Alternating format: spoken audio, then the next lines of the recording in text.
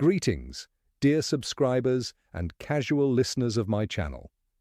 Harry Potter is a world where every tiny detail may hide a secret. Hundreds of characters, thousands of events, and millions of small moments create an immense universe, one where every word could mean something more. Today, I want to tell you about 5 hidden details that most people overlook. But a fair warning, don't take this too seriously. What you're about to hear is a blend of book facts and fan theories, created purely for fun. Enjoy the video. Number 1. A dream come true. Everyone remembers that Tom Riddle dreamed of becoming the Defense Against the Dark Arts professor, a dream that officially never came true. He was refused the position, cursed it, and since then, no teacher has lasted longer than a year. But strangely enough, Voldemort's dream partly did come true. By taking over Quirrell's body, he was present at every lesson. The irony: this professor was so pitiful that even Umbridge might have called him a model teacher. Voldemort didn't want to teach. He was after Hogwarts itself, its ancient secrets and the power to shape young minds. Our castle is a stronghold of ancient magic. As a teacher, he would have gained influence, great power over young witches and wizards. I think he also saw the school as a recruiting ground, a place where he could begin to build his army. Harry Potter and the Half-Blood Prince. So, in a twisted way, Riddle did achieve his goal. He taught through another person's body. Only his student was Quirrell himself, not a classroom full of eager pupils. Number 2. Unicorn blood. Unicorn blood, a rare and terrifying gift. It can save the dying, but it leaves them cursed forever. At first glance, Voldemort had no reason to resort to such dark magic. As long as his Horcruxes existed, he couldn't truly die. So why did the Dark Lord start killing unicorns in the Forbidden Forest? Unicorn blood has strengthened me. You saw my faithful Quirrell drinking it in the forest, Harry Potter and the Philosopher's Stone. Many fans believe Voldemort simply wanted to regain his strength. But the logic doesn't add up. He couldn't die, and the Philosopher's Stone alone would have been enough to restore his body. So why take such risks, alerting both Dumbledore and the Centaurs? The answer is simple. The blood wasn't for him, but for Quirrell. Bodies that Voldemort possessed burned out quickly. Sometimes I inhabited animals, snakes usually, but their lives were always short. Harry Potter and the Goblet of Fire. Quirrell was dying, literally drained by the Dark Lord's presence. To prolong the host's life and keep his only chance at the stone alive, Voldemort resorted to unicorn blood. The blood was meant to sustain Quirrell, not revive Voldemort. But the price was dreadful. The curse of the killer fell upon Quirrell himself. Perhaps that's why he looked so gaunt and deranged by the end of the school year. Voldemort only got a bonus, a bit of strength and the chance to face Harry in person. Number 3. The Serpent's Essence. Later, after Quirrell's death, Voldemort used unicorn blood again, this time for himself. It was combined with Nagini's venom to create the potion that gave him his fragile, ghostly body, less than the meanest ghost. The potion brewed from unicorn blood and the venom of Nagini, and soon I had a body of my own, almost human. Harry Potter and the Goblet of Fire. But here's what's more important. Nagini's venom wasn't ordinary snake venom. She was a maledictus, a woman cursed to live as a snake.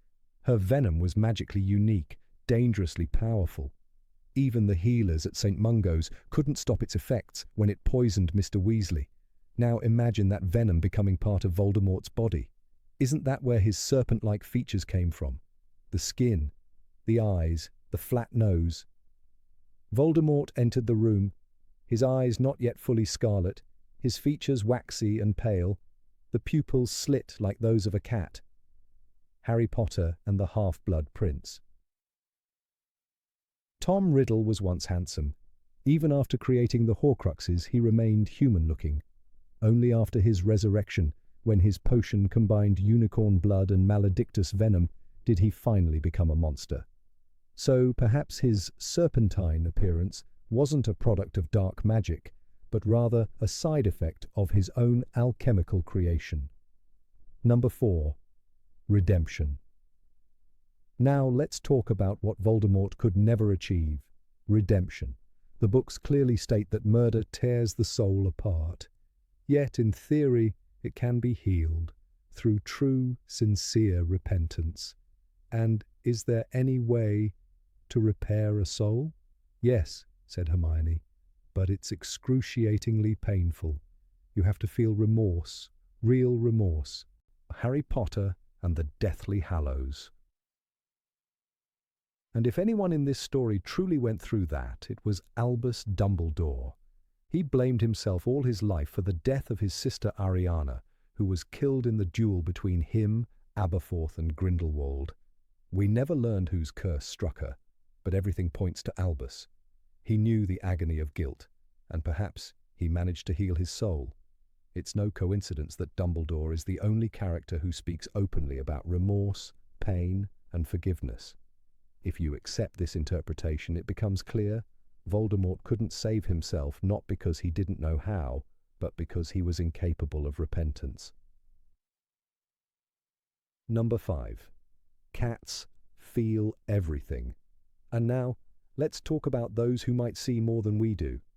Cats in Rowling's world are always close to people who walk the line between magic and ordinary life. Argus Filch, a squib, is mystically connected to his cat, Mrs. Norris. She's his eyes and ears. Arabella Figg, another squib, lives surrounded by a whole army of cats. Coincidence? Hardly. Cats in this world seem to sense magical essence in people. Though squibs can't cast spells, they still belong to the wizarding world. They can see dementors, enter hidden magical spaces, and cats, creatures deeply attuned to magic, seem drawn to that aura. Perhaps that's why cats so often become loyal companions to those who live on the edge of both worlds. They see what others can't, and maybe that's why they appear exactly when they're needed most. Number 6. The scar is not just a mark. The scar on Harry's forehead was never just a wound. It was a mark of connection. The killing curse leaves no trace, yet this one did. Its shape wasn't random. A bolt of lightning, sharp and jagged, symbolized the instant when two immense forces collided: Voldemort's death curse and Lily Potter's self-sacrifice. When the spell rebounded, it didn't simply vanish. It split reality for a moment, binding the Dark Lord's fragmented soul to the infant it failed to kill. The lightning shape became the visible sign of that clash, a scar carved by magic itself. Where life and death touched and refused to separate. That's why it burned whenever Voldemort drew near. It wasn't a warning, it was resonance.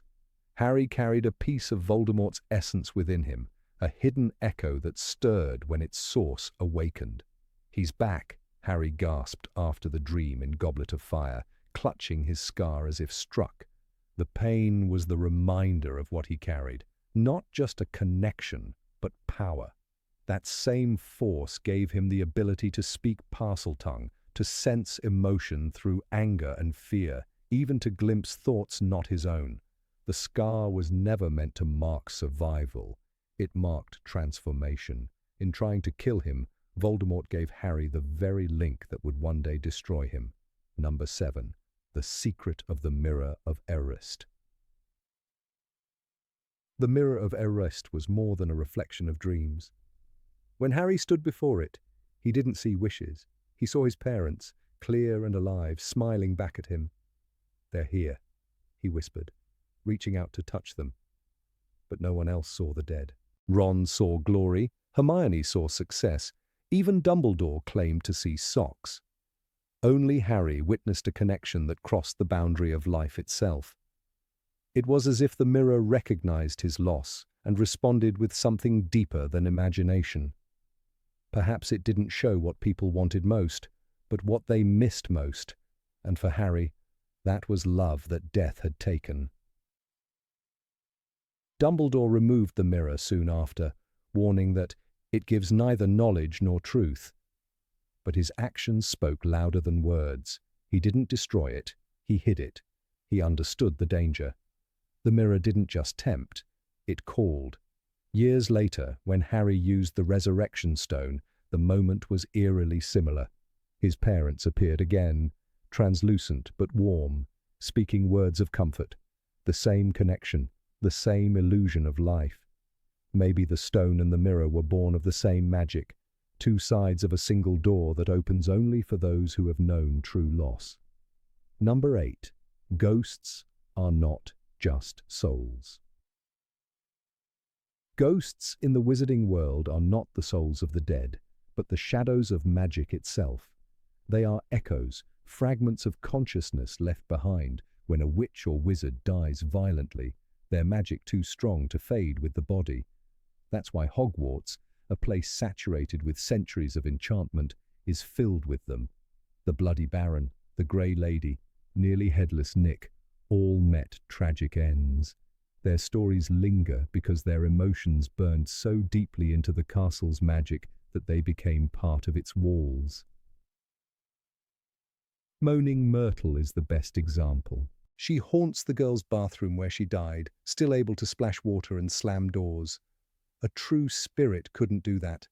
She's not a wandering soul, but a projection of her last emotions, fear, humiliation, revenge, woven into the physical world.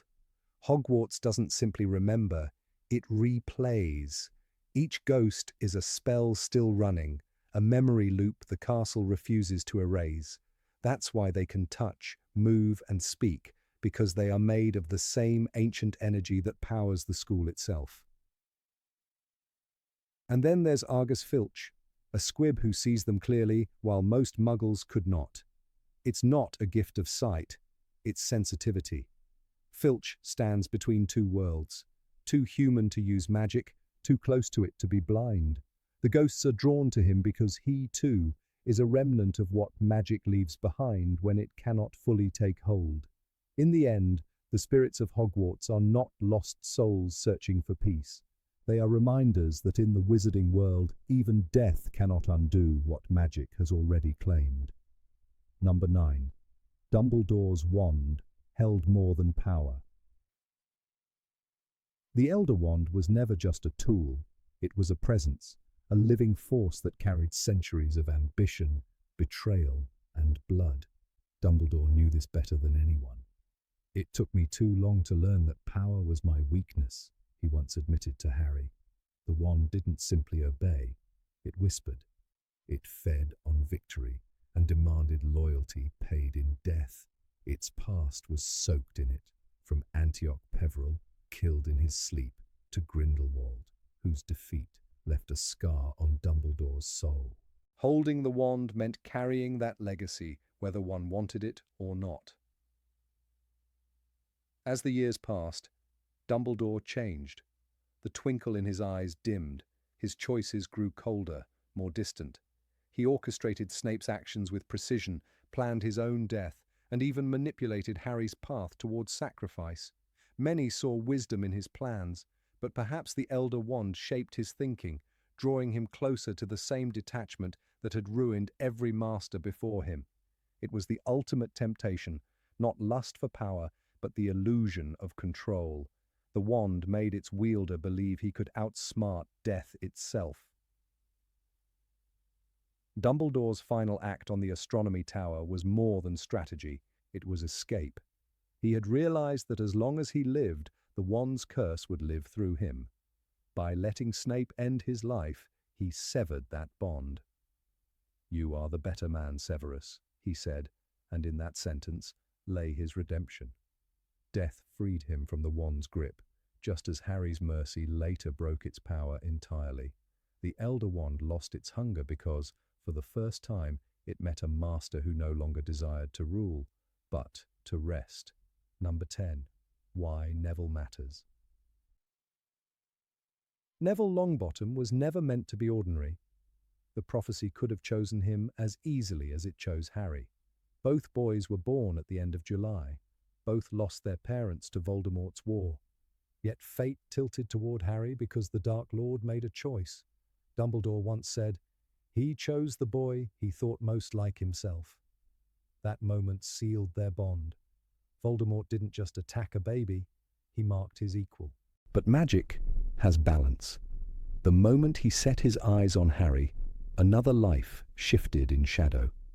Neville became the other half of the prophecy, the quiet reflection of the same destiny. While Harry fought his battles in the open, Neville's war was silent. He grew up under the weight of expectations he couldn't meet, with a grandmother who loved him fiercely but never hid her disappointment.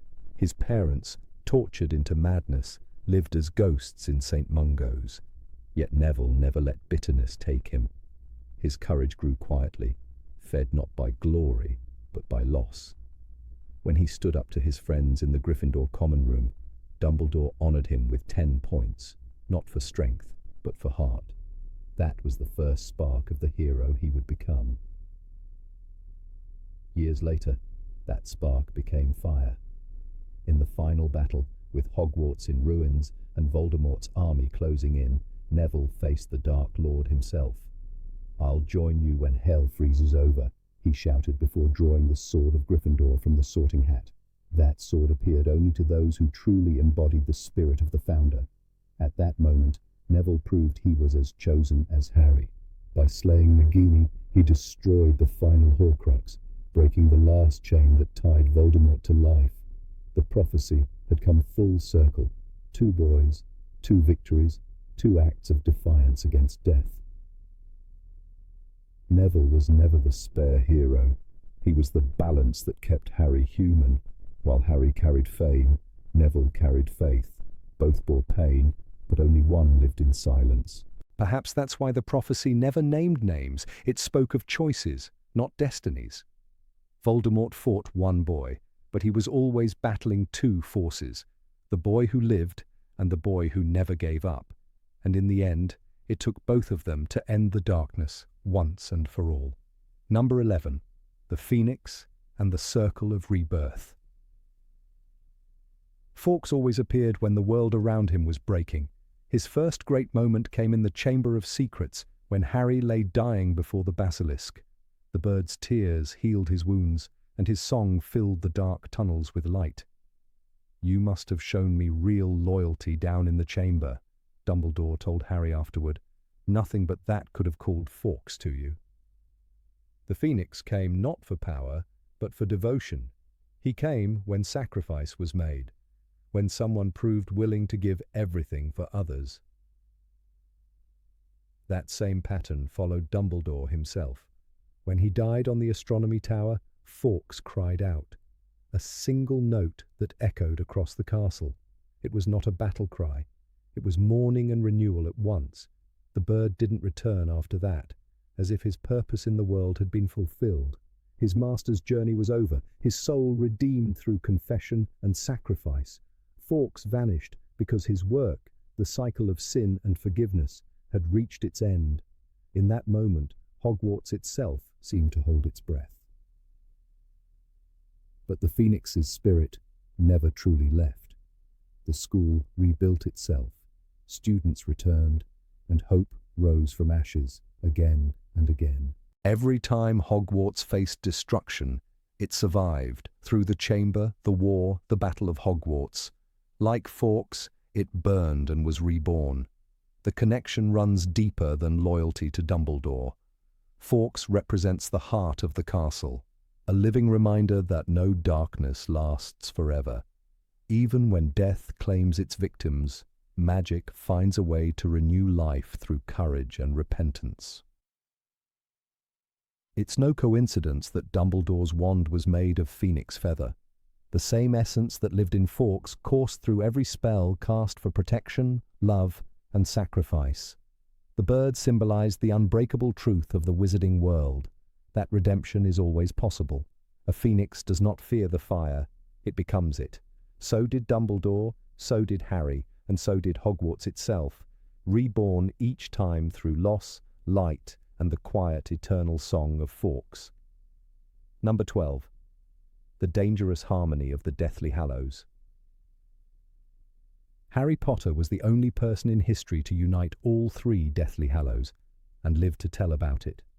The invisibility cloak had been his inheritance from his father, James. The resurrection stone was hidden inside the first snitch Dumbledore left for him, and the Elder Wand, the most powerful wand ever created, came into his hands after Voldemort's defeat.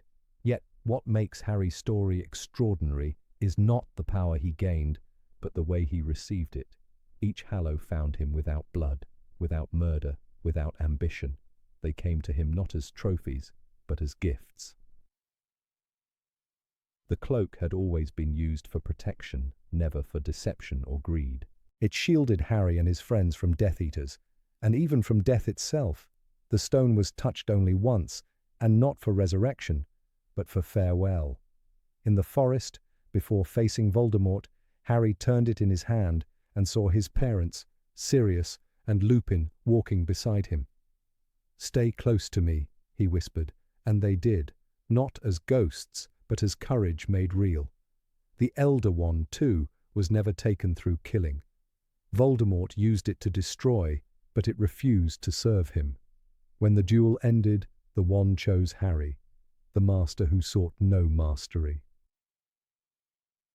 By accepting the Hallows without craving them, Harry did something no wizard before him could. He broke their curse. The legend said that the one who unites all three becomes the master of death. But Harry's mastery came through surrender, not domination. He faced death willingly, walked into it, and came back unchained. "I am ready to die," he said, and death, finding no fear in him, turned away. In that moment, Harry didn't conquer death. He befriended it. That is why death no longer holds power over him. He never used the stone again. He left the wand behind. He passed the cloak to his son. Each act was a quiet rejection of the endless hunger for control. The Hallows were never meant to serve a conqueror. They were waiting for someone who would let them go. And Harry Potter, the boy who once cheated death, became the man who simply stopped fearing it. Number 13. The living magic of Hogwarts. The castle of Hogwarts is more than stone walls and turrets. It pulses, breathes, shifts. We tend to see Hogwarts as backdrop, stage, safe haven. But lurking beneath every moving stair, hidden corridor, and vanishing room is a design rooted in living memory, in the ancestral echoes of its founders. Consider for a moment that Hogwarts is, in its deepest essence, alive. Not in the childish sense of haunted, but as a magical organism, responsive to its inhabitants and aligned with the moral and emotional currents within. Many readers recall the many secret passages of the castle, and we may chalk them up to enchantments or architectural whimsy. But these hidden corridors are not random. They are expressions of the castle's own instincts. Fred and George Weasley once remarked during their first year, "Bet it's that one behind the statue of Gregory the Smarmy that we found in our first week." They came upon a secret passage behind a statue, discovered almost by accident. What if that passage was beckoning them? Opening because the castle recognized them as children of magic, as souls bound to its labyrinthine whim. The castle does not merely allow secret doors, it grows them, hides them, reveals them when the time is ripe, when the person approaching them has the right heart or purpose. Those shifting stairs, rooms that appear and disappear, chambers that vanish as you enter, they are not capricious spells flung by professors. They are the castle's instincts. Hogwarts senses danger, senses rightful claim, senses corruption, and reacts. There is an old belief in the magical community, whispered quietly among the ghosts and portraits, that when the castle perceives a threat that cannot be contained by wards alone, it expels or isolates intruders. It may redirect them, lead them into dead ends, or simply refuse them passage. Stories from the era of the First Wizarding War hint that Death Eaters attempted infiltration and found doors sealed, corridors twisting back on themselves, only to exit the castle gasping and lost. That is not a matter of faulty enchantment, but of conscious defense. We often forget the foundation of Hogwarts. It was not built by mundane labor, but by the union of four powerful magicians: Godric Gryffindor, Salazar Slytherin, Helga Hufflepuff, and Rowena Ravenclaw. Each poured a piece of themselves into the castle, weaving their virtues, ambitions, fears, and contradictions into its bones. In doing so, they gave Hogwarts a soul, a tapestry of memories, ethics, and tendencies that continues to breathe as long as their names are remembered. The castle is, in effect, a memorial, a living memory. It preserves the spirit of its architects. That heritage explains, perhaps, why Slytherin left behind the Chamber of Secrets, only opening it when he judged the heir worthy, and why Gryffindor endowed the castle with a sword that appears only to those proved bold and pure in heart. These are not oddities or leftover traps. They are living legacies.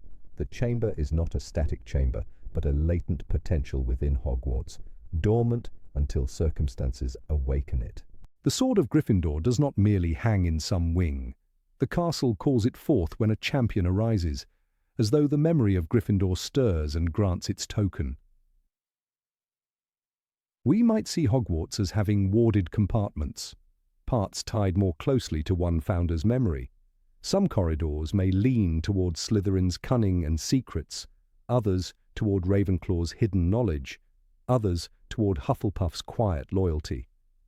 As students roam, Hogwarts listens. The castle senses those with guilt, those driven by hatred, and those guided by friendship. It rewards the latter with easier passage, with rooms opening unexpectedly to shelter them, with staircases rerouting to protect them. A concrete moment of this hidden dynamic occurs when Harry, Ron, and Hermione in Harry Potter and the Chamber of Secrets search for Tom Riddle's diary and Ginny's location in the chamber. They find that the path is not a mere linear tunnel. They must follow the basilisk's route, but even that is hidden beneath illusions. The castle's layout resists direct mapping. It demands deep intuition, a rightness of heart. The deceptive walls and stone tricks are more than puzzles. They are Hogwarts testing the intruder or intrusee. By forcing Harry to proceed only if he is worthy, Hogwarts ensures the chamber cannot be hijacked lightly. Recall Albus Dumbledore's frequent use of the pensieve, that basin of memory, allowing him to view and preserve important recollections. That instrument is a deliberate metaphor. Memory is not passive, and it shapes reality. In Hogwarts, memories exist in the very walls. The castle remembers the tragedies, the triumphs, the betrayals of its inhabitants.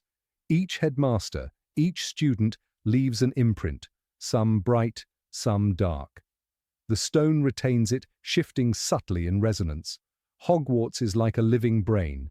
The pensieve is its conscious counterpart in the headmaster's office. One might object, but in Harry Potter and the Goblet of Fire, even Dumbledore finds new rooms by accident. He mentions that he took a wrong turning on the way to the bathroom and found myself in a beautifully proportioned room I have never seen before. The room had vanished later. If even the headmaster cannot predict every corner, that suggests the castle is dynamic beyond even its head's control. Hogwarts tweaks itself, sometimes beyond planning or oversight. The castle is more than a building, it is a shifting organism anchored in the magical continuum. Number 14. Lupin's Smile. Remus Lupin's smile is not the casual curl of lips one offers in greeting or comfort. It is a fissure in his armor, a quiet fissure through which his sorrow, defiance, and courage leak. When Lupin smiles, especially amid danger or dread, he is not celebrating joy so much as mustering a shield of hope. That is the hidden detail few fans ever stop to examine. The smile of courage in fear that defines Lupin more than his werewolf nature or his teaching prowess. He was bitten by Fenrir Greyback as a child, and ever since that wolf's fang cursed him with lycanthropy, Lupin has stood apart from others. The world sees the mark of a monster. His friends know the mark of pain. From that moment onward, he learned instinctively to hide his wounds behind calm. So when he teaches at Hogwarts, when danger looms in a classroom or a corridor, his lips twitch into that faint, weary smile. It is a mask, yes, but a mask that speaks volumes. I'm not beaten yet. In Prisoner of Azkaban, Lupin offers Harry private lessons to ward off Dementors, and though he knows how much Harry suffers, he never falters. There is a scene when the Dementors approach the train. Lupin wakes, holding what seem to be a handful of flames to ward them off. Though his body is exhausted, his face resolves. He looks at Harry, he musters a smile, and he fights despair. In that moment, his smile is a signal to Harry. Even in darkness, you can hold your ground. That small flicker of lips contains decades of suppressed fear, but also a well of resolve. When he stands before a class of students, teaching the Patronus charm, there is always tension in his eyes. The subject is intimate and painful. He knows Dementors better than most, knows how they feed on guilt and memory.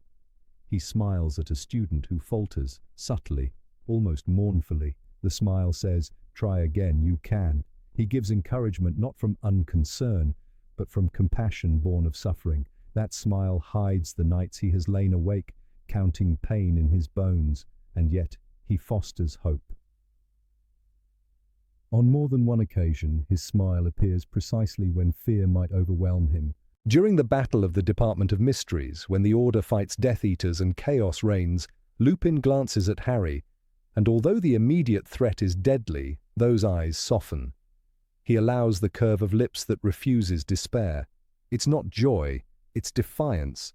It is his way of saying that even amid war, he will not lose his humanity.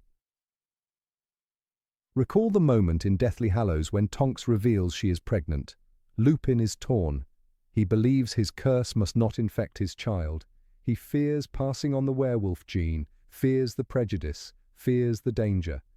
Yet, in his quiet speech, fighting tears and fear, there is a trembling smile, an acceptance of hope against the odds. His marriage to Tonks, his tenderness toward her, his brave love are all underscored by that smile. The smile of a man who dares to dream despite his darkness.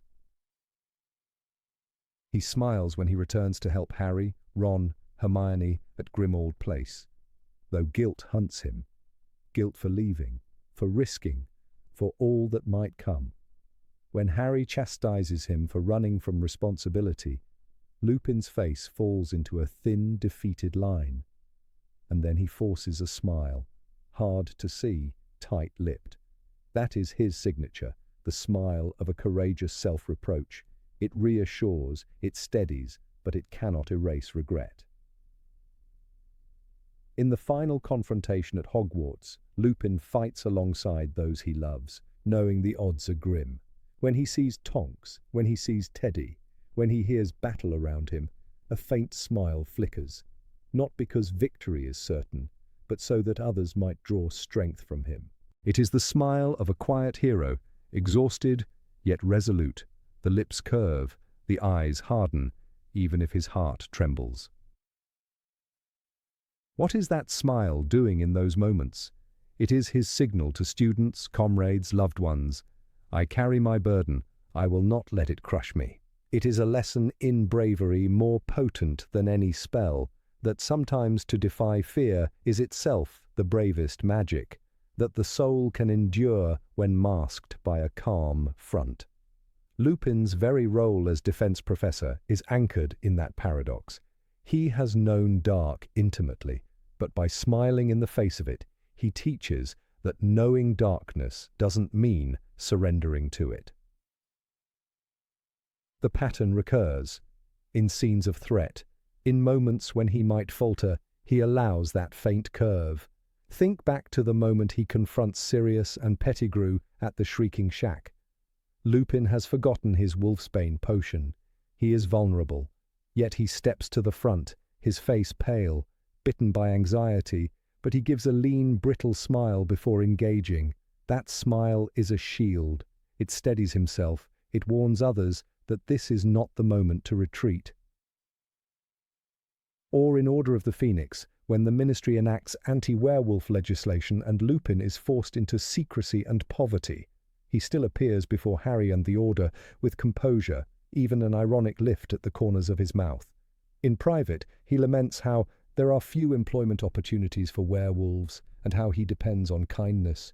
Yet when Dumbledore or Sirius speak harsh truths, he smiles, a sad, knowing smile, and absorbs the blow without collapse. He knows vulnerability, but refuses despair. Number 15. Why Dementors Loved Harry. Under the suffocating chill of Azkaban's guards, Harry Potter always trembled harder than anyone else. The air grew thick and wet, the light dimmed, and the world seemed to drain of colour. But for Harry, it was never just fear. It was as if his very soul was being peeled apart. He could hear someone screaming, terribly screaming, inside his head, J.K. Rowling wrote in The Prisoner of Azkaban.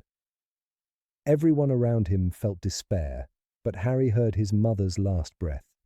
That reaction was too intimate, too personal, too violent to be explained only by trauma. There was something else that made the Dementors feast on him like a banquet they had waited centuries to taste. Dumbledore once explained that Harry's suffering was due to his tragic past.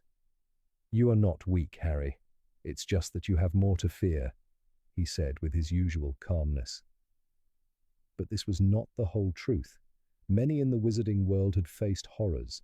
Neville Longbottom had watched his parents lose their minds, Sirius Black had wasted away in Azkaban, and Remus Lupin had lived his entire life as an outcast. Yet no one collapsed at the mere shadow of a Dementor like Harry did. Why him?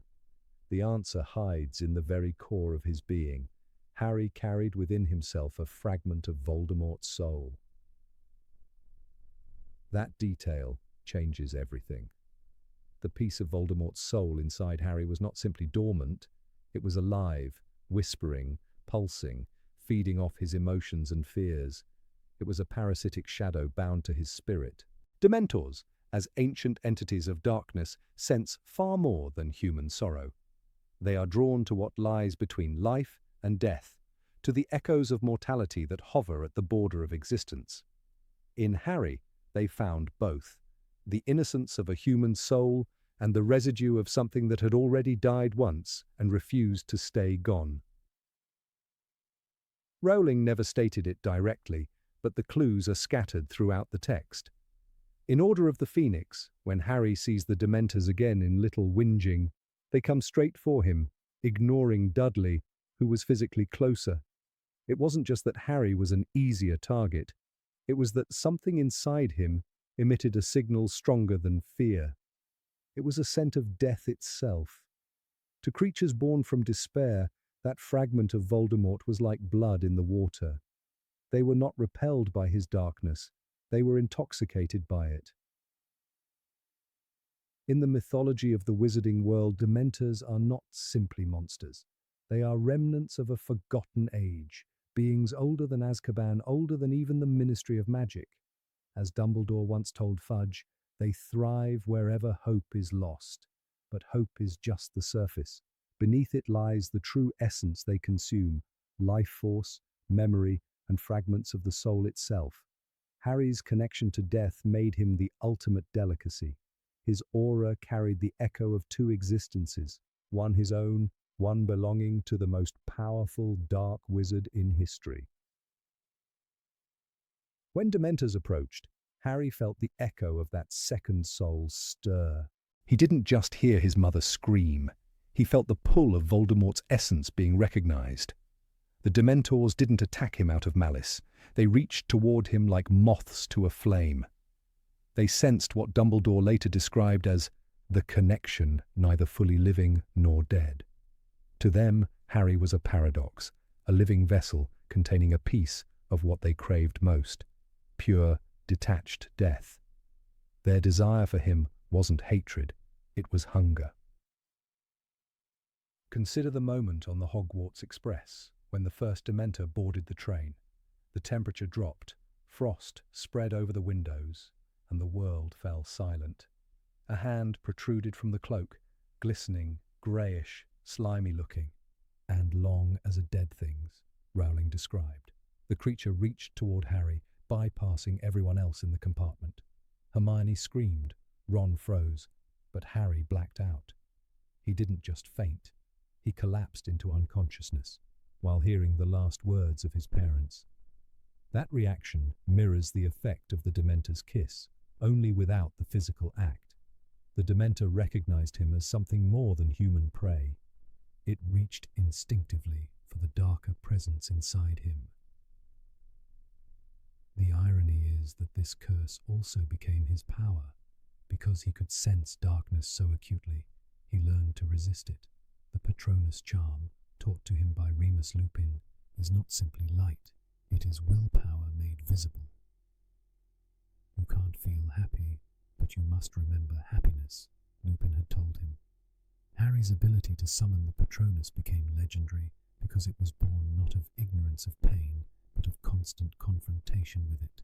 His suffering gave him strength, and perhaps that was the ultimate paradox that Voldemort never understood. From the part of his soul that he left behind grew the very force that would destroy him. When Harry faced the Dementors by the lake, in Prisoner of Azkaban, conjuring a Patronus powerful enough to save both himself and Sirius, it wasn't merely courage, it was a direct act of rebellion against the parasite within him. The blinding silver stag was not just his father's symbol, it was Harry's declaration that the darkness inside him would not rule him. That moment was not only spiritual, but metaphysical. The Patronus rejected the Dementors, and through them, rejected the part of Voldemort that craved to devour his soul. Number 16. Magic and Technology, Two Worlds at War. Under the ancient ceilings of Hogwarts, where torches flicker instead of bulbs and quills scratch on parchment instead of keyboards, the magical world stands as a quiet rebellion against progress. The absence of electricity, wires, or machines isn't just a matter of tradition or secrecy. It is a symptom of something deeper, something woven into the very fabric of how magic exists. Wizards do not merely avoid technology, they reject it. And this rejection, hidden behind centuries of habit, speaks of an ancient tension between two forces that cannot share the same space, the logic of the machine and the chaos of the spell. When Hermione Granger, perhaps the most rational witch of her generation, tried to understand how spells worked, she found herself surrounded by books filled not with formulas, but with feelings. Incantations required intent, not precision. Wands answered to emotion, not measurement. Even the most skilled wizards like Dumbledore never truly explained magic. They felt it. And when Hermione asked Professor Flitwick about why spells sometimes failed without reason, his answer was as simple as it was unsatisfying. Because magic has moods, Miss Granger. In that sentence lies the key. A computer does not have moods. Electricity flows, or it doesn't. But magic, unpredictable, temperamental, alive, refuses to be quantified. The books give us a small, almost throwaway line that hides an immense truth. Arthur Weasley once explained that electricity and magic don't mix. To most readers, this seems like a practical problem, a matter of interference, like two radio signals overlapping.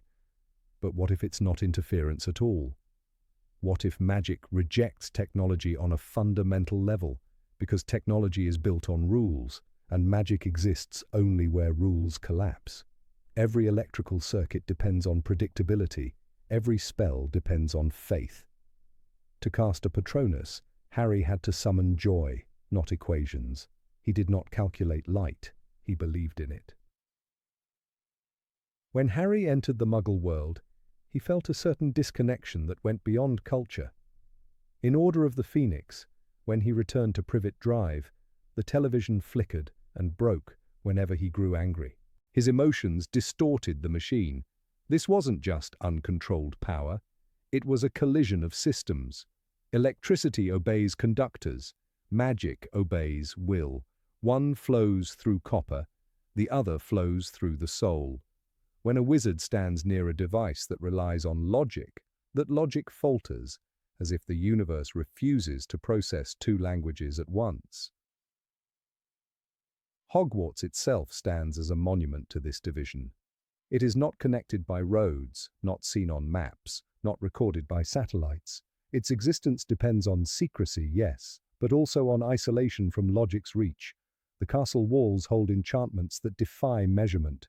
No compass can point true within its boundaries.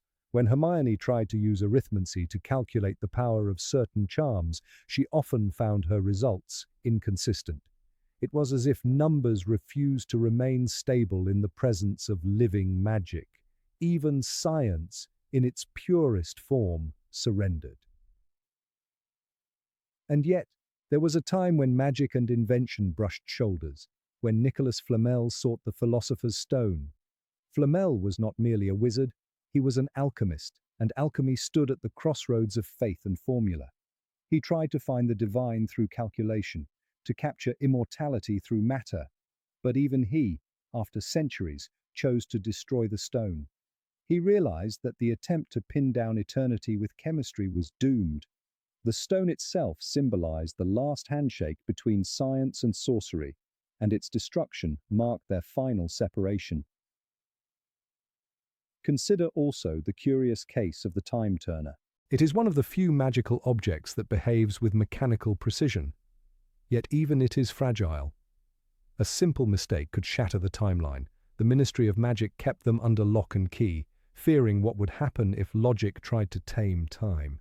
In the Order of the Phoenix, when the entire stock of time turners was destroyed during the battle at the Department of Mysteries, the narrative seemed symbolic. The last bridge between predictability and power was gone. Time could no longer be measured, it could only be lived. There is something almost religious in the way wizards avoid modernity. They do not simply ignore progress, they hide from it. The Ministry of Magic operates underground, not only to conceal itself from muggles, but to stay literally beneath the hum of the world above. London's electricity, its trains and networks, its hum of human progress, all of it is muffled by layers of soil and spell work. The wizarding world functions like an ancient monastery, preserving an older kind of truth. That belief itself is power. Hermione's parents, both dentists, lived by logic and science. Their daughter's new world must have felt like an offense to everything they understood. They cleaned teeth with drills. Wizards fixed bones with words. The Grangers might have looked at magic as a form of ignorance, but to wizards, technology was a cage. When Arthur Weasley obsessed over plugs, cars, and telephones, his fascination bordered on heresy. He wanted to understand, and that desire to understand was precisely what magic resisted. The more he learned, the less magical it became. It's no accident that Hogwarts thrives in timelessness. There are no clocks that matter, no wires, no digital noise. Everything is built around rhythm and intuition. Potions require stirring until it feels right. Divination depends on trust in inner sight. Even spells, though written, demand personality. It's Wingardium Leviosa, not Leviosa, Hermione once corrected Ron, a reminder that tone, emotion, and flow mattered more than precision. Technology punishes error, magic breathes through it. And this is why Voldemort, for all his brilliance, ultimately failed. He believed in control. He turned magic into a system, stripping it of soul. He saw spells as tools, not expressions of being. His Horcruxes were mechanical in spirit, attempts to cheat death through process rather than transcendence. There is nothing worse than death, he said, but Dumbledore knew otherwise. To the well-organized mind, death is but the next great adventure. Logic fears endings. Faith accepts them. Voldemort built his empire on fear, the language of machines, and magic turned against him. Every Muggle invention operates on repetition. Electricity flows the same way every time, and that constancy is its strength. Magic thrives on uniqueness. No two Patronuses are alike because no two hearts are alike. When a wizard casts a spell, the result is not merely energy released. It is identity made visible. That is why wands choose their masters. They do not serve as tools, but as conduits of will. Try to replicate a spell through machines, and it dies because it loses the self. Technology cannot carry emotion, it can only imitate it. The invisibility of magic to the Muggle eye is not just a defense mechanism, it is a natural law. Cameras cannot capture it because lenses rely on light, not belief. The magical world vibrates at a frequency where logic cannot tune in. In The Prisoner of Azkaban, when Harry's photograph with the entire Gryffindor team moved, it wasn't a trick. It was a statement. Photographs in the wizarding world breathe, because the act of capturing an image is an act of emotion, not mechanism. Muggle photos freeze moments. Wizard photos remember them. There's a poetic irony in how both worlds think of each other as primitive. Muggles view wizards as relics of superstition, hiding from progress. Wizards view Muggles as slaves to lifeless tools, worshipping wires and engines. Each believes the other has lost something essential, but if we look closer, it's clear that the two philosophies cannot coexist because they are two expressions of humanity's greatest need, control versus wonder. When control grows, wonder dies, and when wonder reigns, control fades into irrelevance. Dumbledore understood this balance better than anyone. His fascination with both art and science made him a rare bridge. He studied the 12 uses of dragon's blood, an almost chemical curiosity, yet he knew where to stop. He could walk the line without crossing it. It is our choices that show what we truly are, far more than our abilities, he once told Harry. In that sentence lies the essence of why wizards fear machines. Machines remove choice. They obey commands without question. Magic demands choice. It responds to conscience. Even the architecture of Hogwarts reflects this truth. Its staircases move, portraits speak, rooms appear and vanish. The castle itself refuses to be mapped because it rejects predictability. When technology builds a house, it strives for stability. When magic builds one, it celebrates change. The room of requirement is the ultimate symbol, a space that exists only when needed, not when commanded. It does not serve logic, it serves emotion, and that is something no machine could ever replicate. The Forbidden Forest, too, is more than a wild place. It's a physical reminder that nature, like magic, cannot be tamed by blueprints. Every creature within it, centaurs, unicorns, acromantulas, lives by rules that are instinctual, not intellectual. When Harry first entered the forest, he was entering the heart of chaos, a place untouched by gears and wires. It's where the raw essence of magic breathes, beyond corridors, beyond classrooms, beyond reason. In the end, the separation of worlds is not about secrecy, but about survival. If the wizarding world allowed machines to enter, magic might slowly fade, suffocated by calculation. For magic to live, it must remain irrational. It must live in the flicker of a candle, not the hum of a bulb. The very thought of a computer in Hogwarts feels wrong, not because of its absence, but because its presence would kill the mood. A keyboard demands clarity, a spell demands trust. And perhaps that is the final truth hidden beneath Rowling's world. Magic disappears when it is analyzed too deeply. The moment one demands proof, it slips away. Like faith, it thrives in mystery. The wizarding world, then, is not a secret society, but a fragile ecosystem built on belief. Its distance from modernity is not nostalgia, it's protection. Because once magic becomes measurable, it ceases to be magic at all. So Hogwarts remains hidden, its towers untouched by antennas, its corridors echoing with footsteps, not machinery. It stands beyond the map of reason, protected not by walls, but by the very incompatibility between two ways of seeing the world. One seeks truth through numbers, the other finds it through wonder, and somewhere between the flickering torches and the whispers of portraits, the old castle keeps the last secret. That true power is not in knowing how the world works, but in believing that it still holds mystery. Number 17. House Elves, the mirror of the wizarding world.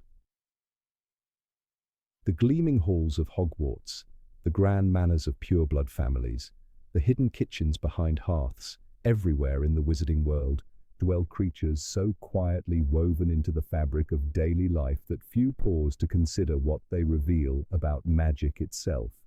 House elves seem comic, quaint, subservient, nuisances who dole out meals and polish silverware. But what if they are more than servants? What if they are mirrors, reflecting a deep, disquieting truth about the wizarding world, that beneath the rhetoric of freedom and equality lies a darker dependence, a silent hierarchy that thrives on devotion and subjugation. In those small, bowing figures, we glimpse the shadow side of magic. From the moment Dobby speaks to Harry in Chamber of Secrets, his language betrays the squeeze of enchantment and humiliation. He says, "A house elf must be set free, sir, and the family will never set Dobby free. Dobby will serve the family until he dies, sir." That bitter resignation, that linking of self-worth to service, is the first hint that house elves are not mere labourers. They are bound by magic to a fate of dependence. Their agency is not simply curtailed, it is overwritten by enchantment, by custom, by a sense that existence is intertwined with service rather than independent identity. The first dark truth is that the wizarding world's fight for freedom often masks an intrinsic hypocrisy. Champions of liberty walk hand in hand with creatures held in magical bondage. Hermione found this inexcusable. After witnessing the trembling Winky forced into a high box at the Quidditch World Cup, she cried out, "You know, house elves get a very raw deal. It's slavery, that's what it is." Yet, even in her fierce advocacy, Hermione unwittingly misses the deeper, tragic core. Freeing an elf may destroy what defines it. For elves do not merely serve, many believe that serving is their reason for being. Because the magic of a house elf is, in many ways, more potent than that of wizards. They can apparate inside Hogwarts against its rules. They can perform strange magics of loyalty. But that power is tethered to the will of a master. That tether is not simply a constraint, it is a binding pact. The house elf's strength becomes an expression of subservience. The paradox is stark. The more magical they are, the more deeply ensnared they become. Their magic is a prison. Consider Creature, the scowling elf of 12 Grimmauld Place. He recites old loyalties, remains bitter, clings to the memory of the Black family, haunted by his role as servant and guardian of relics. Later, under Harry's cautious kindness, Creature returns to fight at Hogwarts' defense. In a clash of elves and dark wizards, they surge into the entrance hall, brandishing knives and cleavers, shouting, "Fight! Fight! Fight for my master, defender of house elves! Fight the Dark Lord! In the name of brave Regulus, fight!" In that moment, a house elf becomes warrior, but his motivation is devotion, not ideology. Creature's rebellion is not a claim to autonomy, but a manifestation of love for a master who once showed him affection. It is telling that Rowling gives room for two extremes, Dobby, who rebels, and Creature, who transforms loyalties. Their stories echo the tension at the heart of the elves' tragedy. Dobby's emancipation is wrenching. When Harry tricks Lucius into giving him a sock, Dobby declares, "Harry Potter freed Dobby." That moment is celebrated, yet it is also fraught. Dobby, once bound, must reconstruct selfhood out of a space defined by service. He becomes joyous, independent, but he retains a sense of mission tied to his rescue. His freedom is not an escape into anonymity, but a redefinition of service. He serves not out of necessity, but out of choice. That still means service, but now voluntary. Yet not all elves accept that leap. Winky, dismissed by Barty Crouch Sr., shudders with loss. She cannot see freedom in being liberated. She sees only banishment. She clings to the notion that there is no right to be unhappy when there is a master to serve. House elves has no right to be unhappy when there is work to be done and masters to be served. Her logic is not coerced entirely by external force. She internalizes the bond, identifies purpose with obedience. To liberate Winky without her willing assent would be to rip from her the very scaffolding of identity. Thus, even Hermione's grand vision, to free the elves, confronts a paradox. The noble ideal of freedom collides with the elves' own concept of self. The tragedy is that telling an elf to be free can look like telling it to cease to be. The very institutions Hermione reviles are woven into elf psyches across generations, the enchantment passed down as a moral imperative. Freedom may be a gift, but for some elves it is an empty space, bereft of meaning. The deeper mirror here, wizards, fighting for equality, often wield power over those deemed lesser, even implicitly. The refusal to apply principle to every creature betrays selective ethics. If one condemns dark wizards for subjugation, one must ask, are house elves less worthy of moral consideration? Does their non-human status license servitude? That complicity reveals that power and kindness have always struggled to coexist. One cannot easily free the oppressed while continuing to benefit silently from their labor. To see this in sharper relief, the enchantment that binds an elf is akin to a magical contract. Many analyses compare it to real-world systems of bondage or racial hierarchy. Wizards exert ownership not through brute force, but through magical law. That law says the master's will overrides the elf's self. The only formal key is being presented with clothes, which magically breaks the bond. But that break is seldom simple, because identity has coalesced around service.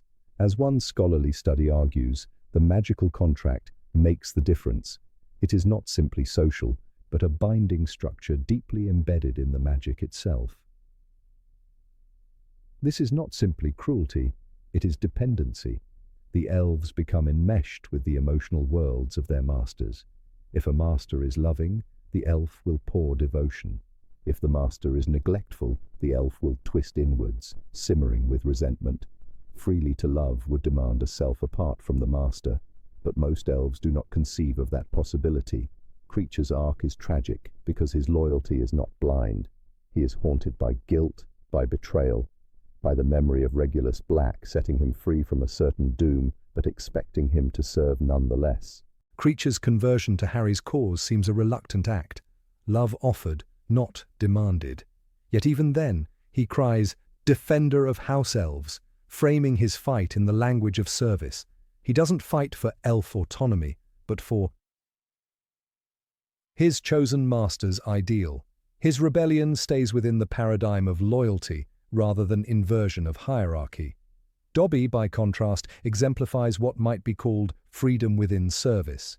He chooses to serve Harry, but on his terms. He wears clothes, speaks in his own voice, laughs, shows agency. And yet his love is authentic, not coerced. When he dies saving Harry and his friends, his final act is loyalty born of gratitude and choice, not magical compulsion.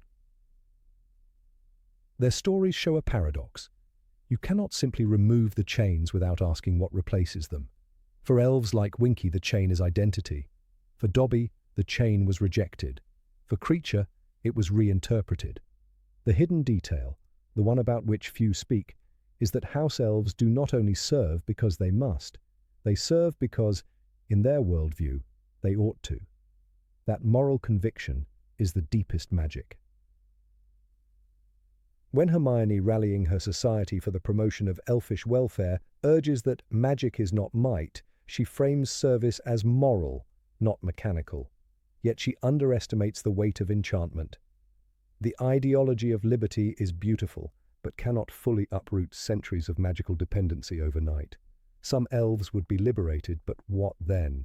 Wandering nameless, purposeless, that is the fear that restrains many would-be liberators. And yet, in the Battle of Hogwarts, they take up arms. The elves swarm Death Eaters, cutting at ankles, overwhelming spells by sheer mass. That moment is a reversal. Those once hidden in kitchens become key actors in war. Their devotion, once contained, becomes a force of resistance. Still, they fight for protection of the master and house, not for an abstract concept of freedom. Here the mirror cracks. The oppressed become defenders, reinforcing bonds even as they break them. What, then, does that reveal about magic? That power, even when benevolent, fosters a hierarchy. The magical society's grand rhetoric of progress masks the fact that magic is often exercised without conscious oversight. Wizards disdain elves' wishes because they see them as servants by nature, not beings by right. They maintain their privilege by assuming the right to command. In that assumption lies the darkness. The tragedy of the elves is not only enslavement, but that their love is sincere. They do not oppose masters because they hate them. They oppose injustice because it contradicts devotion. Even Creature, in his bitterest moments, never doubts the worth of the blacks. That is the cruelest wound. Their love is not false, but confined. They do not rebel because they love. They rebel despite love, channeling it through new masters rather than rejecting it. If we ask, what is the hidden detail nobody speaks of?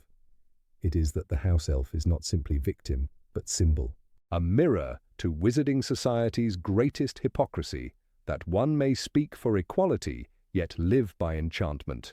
The elves force wizards to see their implicit tyranny. They show that power cannot coexist cleanly with kindness, that to control is to dominate, even when one means well. Let the reader picture this: a silver tray polished to brilliance, a goblet filled with wine, the flicker of candlelight. The elf stands in the shadow, hands folded, eyes lowered. On the surface, it's service. But beneath the gloss lies a universe of emotional debt, identity bound to obedience, magic used as a leash. That is the wretched beauty of house elf existence. They serve gracefully, love unconditionally, and never demand to exist for themselves. That is the mirror. In them we see wizarding society's unacknowledged enslaved heart. We see how freedom is spoken of, but not fully applied. We see how love is deployed to maintain power, not to dismantle it. The elves whisper that the greatest magic is not spell or wand, but the ability to choose, yet their own world seldom allows it. In them lies our deepest warning, that power, even chosen for good, always casts a shadow. Number 18. Time flows differently in Hogwarts. From the moment Harry Potter first steps onto the train at King's Cross, crossing the barrier to platform 9 3/4, there is a faint sense that the world he is entering is insulated from ordinary time. The castle seems eternal. Year after year, students flit through the same corridors, step into the great hall under the same enchanted ceiling, hear the same hourglass chimes in the clock tower, and yet nothing quite feels new. The ghosts glide forever through their corridors, lamenting centuries past. We accept this as part of the magical world. But what if there is a hidden truth? That Hogwarts does not merely stand outside of time, it is locked in a loop, year after year, repeating like an endless school year with slight variations. The castle, in this reading, acts as a guardian of a lesson the magical world never learns, repeating history so long as wisdom fails. Think of it. Every time a new generation arrives, we see familiar tropes. A first year is sorted by the sorting hat, the houses compete in the House Cup, Quidditch rivals clash, the defence against the dark arts post must be filled, and fails repeatedly. A dark conspiracy or monster lurks in secret corridors. A chamber or curse is discovered and then sealed. A key professor is replaced, and by the end, order is restored, only for the next class to face the same arc anew. The recurrence is uncanny. When Professor Lockhart vanishes, then later emerges the basilisk and the Chamber of Secrets. Later still, the opening of the chamber is echoed in the reappearance of Tom Riddle's diary. The air of Slytherin's return could be seen as a repeat of the same dark impulse. The pattern repeats. It is almost too coincidental, unless time itself is repeating. If Hogwarts is under a temporal loop, the founders might have encoded it in the very architecture and magic of the castle. Imagine that Godric Gryffindor, Helga Hufflepuff, Rowena Ravenclaw, and Salazar Slytherin, in fear that magical civilization might collapse or be swallowed by mundane chaos, wove into the castle's wards a cyclical enchantment, a failsafe, to eternally replay the crucial struggle between magical ambition and moral restraint. The loop ensures that each generation faces the same fundamental test. Magic without wisdom leads to ruin. The castle itself is the classroom, forced to repeat until the lesson is learned, or forever if it is not. In that framework, time in Hogwarts is malleable, but the loop's constraint binds large arcs. The loop is not perfect. It allows variations, new professors, new students, new permutations of events. But the skeleton of the year is always the same. One can imagine that by the 5th or 6th year, some subtle déjà vu must haunt certain souls. Perhaps Severus Snape, with his uncanny memory and long service, senses echoes. Perhaps Dumbledore unconsciously senses the same year's end always beckoning. But the loop's enchantment includes obfuscation. No one fully remembers previous loops, or if they do, memory is suppressed. To make this more concrete, consider the year of Harry's 3rd year, prisoner of Azkaban. At the end, Harry and Hermione use a time turner to save Buckbeak and Sirius, creating a predestination loop. That incident hints at the possibility of time folding. Wizards have already manipulated time, albeit in strictly limited ways. The time turner paradox shows how events can circle back on themselves. In that narrative, events are constrained so that the rescue is not an act of free will, but part of what has always happened. This suggests that the magical world is not foreign to loops or circular time, which lends plausibility to the idea that Hogwarts itself might be under a grander castle-wide loop. Now, take a specific example: the recurring theme of the Chamber of Secrets, Year 2, and then the re-emergence of Tom Riddle's diary, Year 2 again, but in variant form. It is no accident that the same danger returns in a slightly altered form exactly within the span of a few years. The castle allows this recurrence. The diary is just a new vessel for the same ancient darkness. The fact that Ginny Weasley is possessed echoes the original opening of the chamber. The pattern is not mere coincidence, but part of the loop's shape. When Dumbledore tells Harry, now that history is to repeat itself, we hear a whisper of this deeper design. Every time a professor of defense against the dark arts fails, from Quirrell to Lockhart to Umbridge to Dolohov in hypothetical future, it is the loop insisting that the same trial be faced. Another specific example, the recurring presence of boggarts dancing in wardrobes in defense against the dark arts lessons. Year after year, students face their fears in the same mechanism. The method is deeply embedded in the Hogwarts curriculum, unchanged across decades. The same spells are taught: Expelliarmus, Protego, Ridiculous.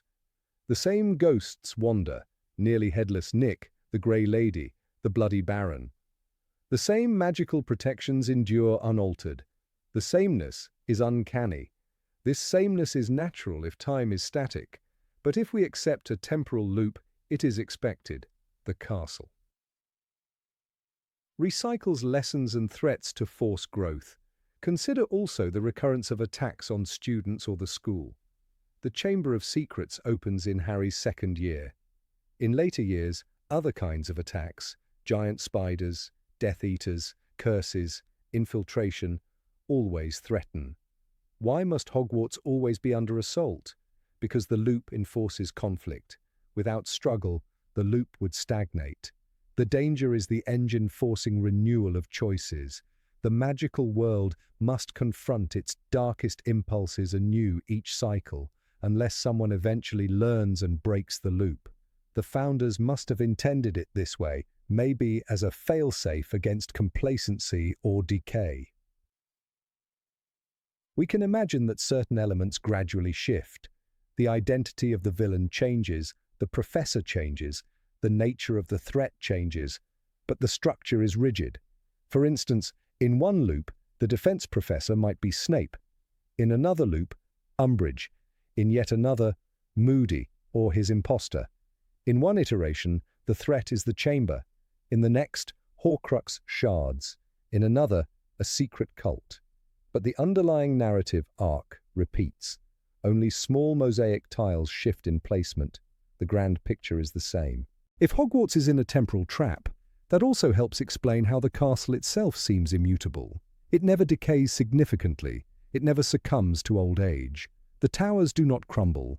The magical wards resist entropy. Students pass through for centuries, but the walls remember a constant. The architecture is eternal, reinforced by perception and by time's repetition. Because each year is a reenactment, the castle's foundations are continually renewed. The loop heals any slight deterioration. The halls are scrubbed, the magical wards refreshed, the turrets realigned, because the loop forces maintenance. The castle is alive in its own temporal cycle, like a phoenix rising, never dying, never changing, just endlessly reborn in the same pattern.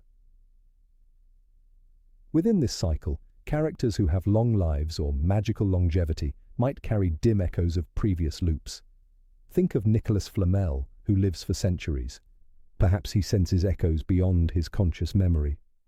Think of Dumbledore, whose deep insight into ancient magic might catch faint ripples of déjà vu.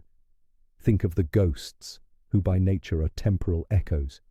The Grey Lady, the Bloody Baron, nearly headless Nick. They are souls out of time, and thus might drift across loops, carrying whispers.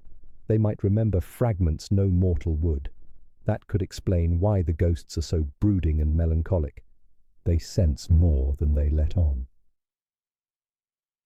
This reading also gives a fresh perspective on the prophecy and the recurring confrontation between Harry and Voldemort.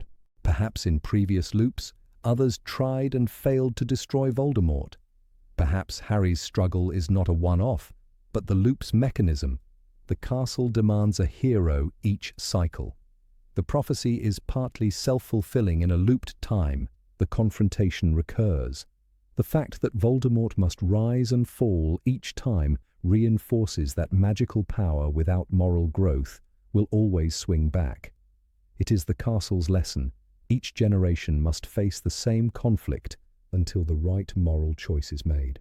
The loop refuses to move forward until someone breaks the cycle. In a looped Hogwarts, the common trope that nothing stays the same is ironically false. Almost everything stays the same. But what must evolve is the internal choice of characters. The castle is demanding that the moral consciousness of magic emerge. Until then, the loop is endless. Hogwarts is not a passive stage, but an active arbiter, refusing to let the magical world move ahead until it fosters wisdom, not just power. We can even see hidden leitmotifs pointing to this idea. Consider Dumbledore's phrase, "Time is making fools of us again." That line in Half-Blood Prince suggests that time itself is not linear, but teasing, turning back, mocking.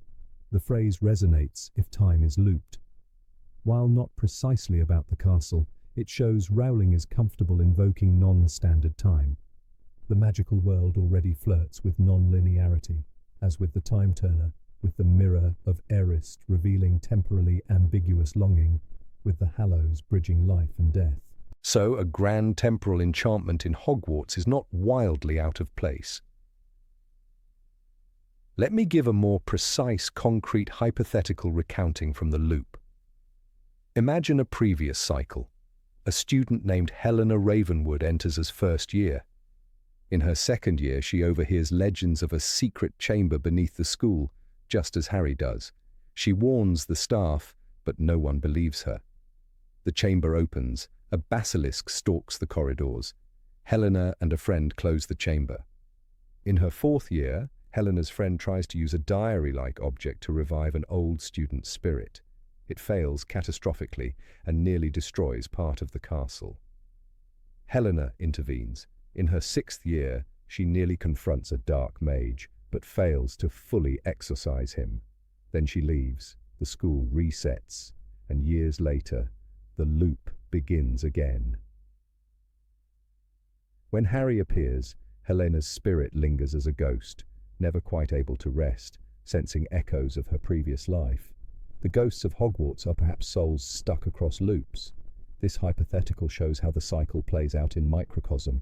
The name Helena doesn't appear in canon, but the structure mirrors what we witness with Harry, Ginny, Tom Riddle, and so on. The repeated arc is structurally enforced. In our known timeline, we observe certain anomalies.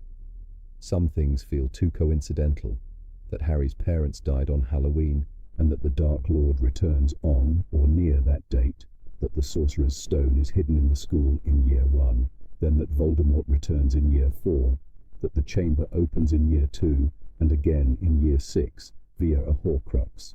The odds are slim for so many echoes, but in a looped Hogwarts, such echoes are expected. They are built in. The castle is drawing on its archive of past loops to replay motifs. That is why so many coincidences feel like fate. One might object, if the loop repeats, why do students age and graduate? Why do new students arrive? In the loop model, the loop is not total reset, but a yearly cycle. After the academic year ends, the loop reverts. So students inside a given cycle do age and progress linearly, but the starting point is reset each time. The loop is of the year, not of the entire timeline.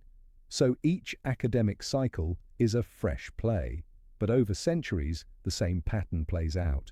So from the external perspective of Hogwarts' magic, time jumps back to the first term at the end of each year, erasing memory and restoring structure. But within each cycle, students live genuinely. Thus, nobody inside perceives the loop, unless they touch certain wards or cross the boundaries. Because of that, the castle must suppress memory of prior loops. Perhaps the founder's enchantment includes a mnemonic barrier. Memories older than one cycle fade or are blocked by wards. Ghosts and ancient beings might be the exceptions. That is why nobody in the canon remembers previous cycles. Even Dumbledore, whose memory is vast, cannot breach the barrier fully. But perhaps he senses recurring themes. Perhaps this is why he strives to change things. He knows the loop is dangerous. If one accepts this interpretation, many story elements gain new resonance. The fact that every few years a professor dies, disappears, or is replaced becomes not a narrative convenience, but a structural necessity. The loop must refresh the test by shifting authority. The defense against the dark arts position is cursed, because it must always fail in each cycle to force new confrontation. The school's traumas are not anomalies, but essential ingredients, repeating just to prevent stagnation. The repeated patterns of betrayal, of secrecy, of hidden rooms, of unsuspected heirs, these are the loop's vocabulary. The loop also gives a deeper reading to one of the central premises, that magic without wisdom leads to destruction. Each cycle, magical beings wield power without restraint, and conflict arises. Only through repeated suffering can the lesson ideally emerge. Hogwarts itself is a crucible that refuses to allow contentment or forgetfulness. It insists, try again, learn better, choose differently. But until someone finds a way to break the loop, It will force repetition. Perhaps in a distant future a wizard will awaken from the loop, remember prior cycles, and break free. In that final cycle, wisdom will triumph, and the castle may at last move forward rather than repeat. This theory also has narrative power. It transforms Hogwarts from mere setting to active agent.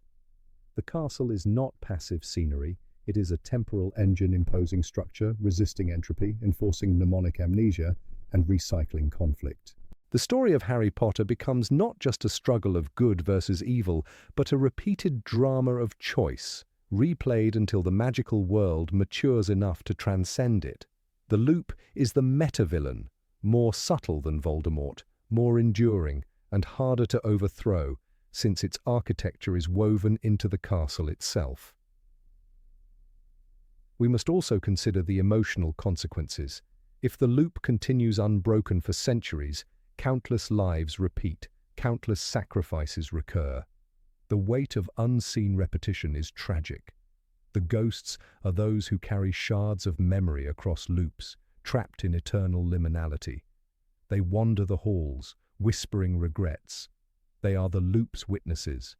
For them, every student, every teacher, every event is déjà vu. They dream of release. Nearly Headless Nick, the Grey Lady, the Bloody Baron, they might all be ancient souls from loops long past, carrying trauma that never ends. They float through corridors, reminding the living of what is forgotten. As a test, one might look for cracks. Are there moments in canon when characters almost remember or sense repetition? When Hermione muses about time, when Dumbledore broods on fate, when the time-turner paradox seems to mirror larger structure. These moments may be faint glimmers of memory leaking through the wards. The magical world resists remembering, but occasionally the fabric thins and characters feel déjà vu, dreams of that faint echo of past loops. These moments are narrative hints of a deeper structure. In sum, the hypothesis that Hogwarts operates within a grand temporal loop gives coherence to the uncanny recurrence of events, the unchanging castle, the repeating threats, and the enduring motto that power without wisdom destroys. The castle is the classroom repeating the same lesson each year until someone finally internalizes it. Until then, the cycle continues. This hidden detail, seldom spoken, may be the key to understanding why Harry's story must always circle back, why Hogwarts is eternal yet static, and why magic must be tempered by wisdom, or else it will repeat its perils forever. Number 19. The secret meaning of Patronuses. No spell in the wizarding world is as intimately personal as the Patronus charm. A silver shape born from light and memory, it is more than a weapon. It is a mirror of the soul. Every witch or wizard who conjures a Patronus leaves a fragment of their inner self in the magic they summon. Yet few stop to wonder why these creatures are so different. Why does one person summon a stag while another calls forth an otter, a phoenix, or a hare? The truth lies not only in who the person is, but in what they have survived. When Harry Potter first learned to cast his Patronus under the guidance of Remus Lupin, he did not simply master a difficult spell, he unknowingly touched the deepest part of his being. Expecto Patronum, Lupin had taught him, means I await a guardian. In that moment, Harry's Patronus, his father's stag, did not merely appear as protection. It appeared as a reflection of love, grief, and the lingering presence of James Potter within him. A stag is not random. It symbolizes leadership, sacrifice, and the fierce defense of one's herd, traits James embodied and Harry would one day inherit.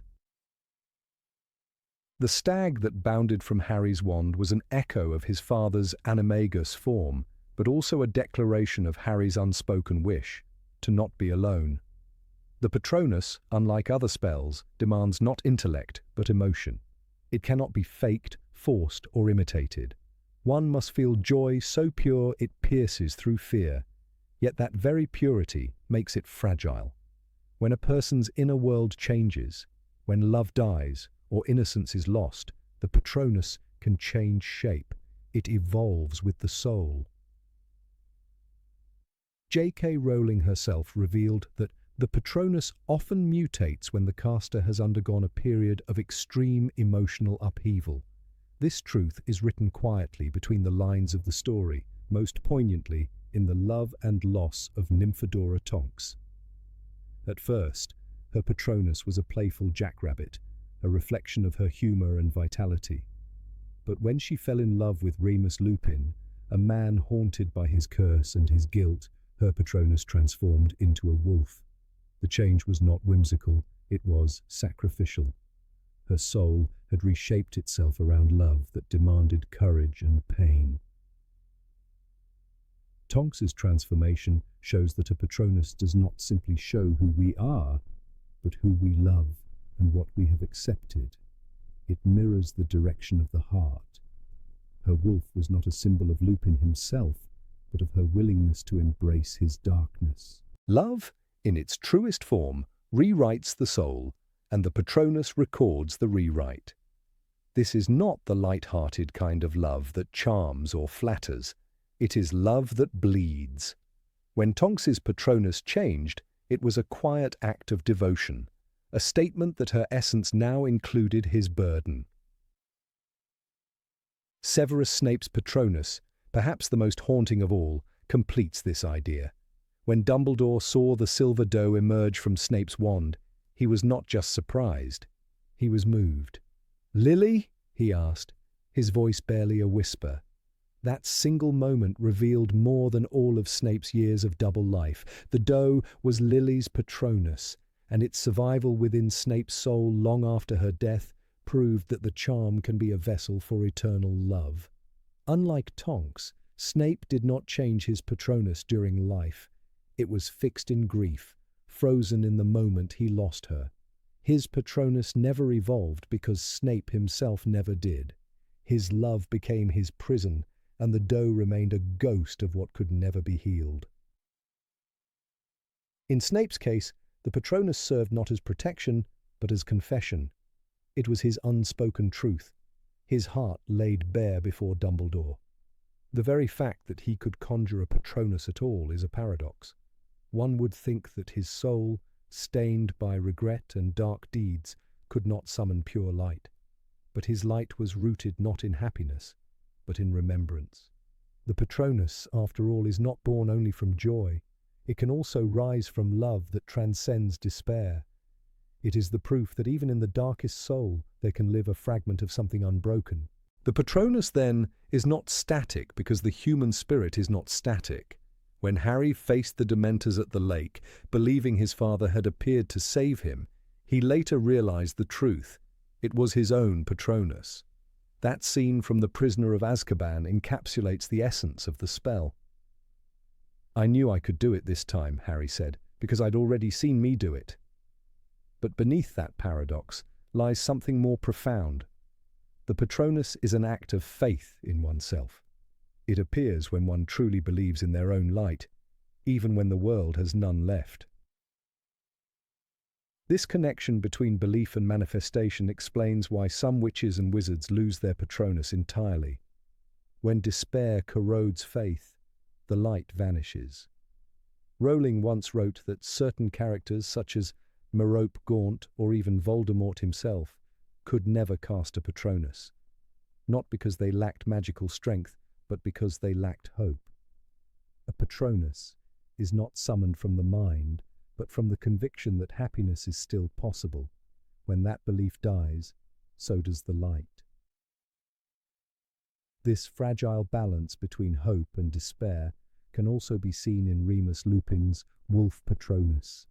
As a werewolf, he carried deep self-loathing and isolation, yet his Patronus, rather than taking the monstrous form of his curse, remained a noble wolf. That subtle detail reveals Lupin's acceptance of his nature, not his shame. His Patronus was both shield and mirror, a symbol of the man who refused to let his darkness define him. Even when the world branded him an outcast, his soul still found light in its own shadow. It is striking that the Patronus, unlike any other spell, has no physical ingredients, no incantations beyond those two words, expecto patronum. The rest depends on the caster's spirit. Dumbledore once told Harry, "You think the dead we loved ever truly leave us? You think that we don't recall them more clearly than ever in times of great trouble?" That statement could be the secret philosophy of the Patronus itself. The light that bursts forth is not just joy, it is memory sharpened by love. Every Patronus carries echoes of those who shaped us. Harry's stag is his father, Snape's doe is Lily, Tonks's wolf is Lupin. Each one is a spectral diary of the soul's evolution. This evolution, however, is not always forward. A Patronus can weaken or vanish if one begins to reject who they once were. When Cho Chang's Patronus, a swan, faded after Cedric Diggory's death, it symbolized her loss of innocence. For her, happiness had become tainted by grief. Though she remained kind, her magic could no longer reach the same lightness it once did. The Patronus cannot coexist with denial. It requires acceptance. To cast it, one must not erase pain, but make peace with it. The wizarding world rarely speaks of this spiritual aspect. They measure skill in terms of power, speed, precision. Yet the Patronus ignores all such metrics. Dolores Umbridge, for instance, managed to produce a cat Patronus while spreading hatred and cruelty. How could such darkness coexist with light? The answer is unsettling. Her Patronus thrived on false purity, a reflection of her self-righteousness. She believed herself moral, chosen, just, and the spell obeyed her delusion. But such a Patronus is brittle. It flickers in the presence of true darkness because it is built on lies. This suggests that not all Patronuses are equal in strength or truth. Some are masks, others are mirrors. The strongest Patronuses belong to those who have confronted their pain and integrated it into strength. When Harry faced Voldemort's army in the Battle of Hogwarts, he did not need to conjure his Patronus. The light was already in him. That is why the spell fades from the story as Harry grows older, not because he forgets it, but because he no longer needs proof of his own light. The Patronus becomes internalized. For Hermione Granger, whose Patronus takes the form of an otter, the symbolism is quieter but no less revealing. Otters are intelligent, playful, social creatures. Hermione's Patronus reflects the balance she seeks between intellect and heart. Yet some fans have speculated that it also mirrors her affection for Ron Weasley, whose animagus form, if he ever had one, might well have been a terrier, a natural companion to the otter. Their bond, like their Patronuses, is built not on grandeur but on complementarity. It is in these subtle connections that the Patronus reveals its deepest truth. We summon not only ourselves, but those we love. Perhaps the most fascinating aspect of the Patronus is that it can change not once, but multiple times throughout a lifetime. Imagine the arc of Albus Dumbledore, a man who began as an ambitious seeker of power, whose heart was once captivated by Gellert Grindelwald. If the Patronus reflects the soul's state, then one wonders how his own might have changed over time. Rowling never specifies its form, though fans suspect it was a phoenix, symbol of rebirth, immortality, and resurrection. If true, it would perfectly mirror Dumbledore's journey from guilt to grace. The phoenix, after all, is a creature that dies in flame, only to rise renewed. The Patronus can be seen, then, as the soul's fingerprint across time. Every change leaves a mark. When Tonks's Patronus became a wolf, she did not lose herself. She expanded. When Snape's Patronus stayed the same, he revealed his refusal to heal. When Harry's stag charged through the darkness, it showed the culmination of everything his parents had given him. Each case is a spiritual equation written in silver light, and though no two Patronuses are the same, they all speak the same language: truth. What makes this spell so compelling is that it asks a question no other magic dares to ask. Who are you when stripped of pretense? The Patronus is not fooled by performance. It does not care about titles, talent, or lineage. It cares only about what burns at the center of your being. That is why even the most brilliant wizards may fail to produce one, while the humblest may succeed. When Luna Lovegood casts her hair, it is pure serenity, a reflection of her ability to remain unshaken by cruelty. Her Patronus is calm because her soul is. Every Patronus tells a story of transformation. Some are born of joy, others of pain, but all of them require a reckoning. When Harry learned to cast his, he thought he was learning defense. In truth, he was learning revelation. The Patronus teaches that strength is not the absence of fear, but the triumph of light over it. It reminds us that even in despair, there is something worth protecting. It is no coincidence that the spell is silent until spoken. Its incantation, expecto patronum, is both a plea and a promise. I await the guardian within me. If one listens closely to the tone of Rowling's writing, every appearance of the Patronus is charged with reverence. It is never casual, never trivial. When Dumbledore's army practiced the charm, it was not just about fighting Dementors, it was about rediscovering courage. The classroom in the Room of Requirement became a temple of the heart, where light was born not from wand work, but from unity. That moment, when dozens of Patronuses filled the air, symbolized the collective faith of young wizards refusing to surrender to darkness. The Patronus is, in the end, a paradox. It is both shield and confession, defense and revelation. It cannot lie, yet it can evolve. It demands that the wizard face their own reflection and embrace it fully.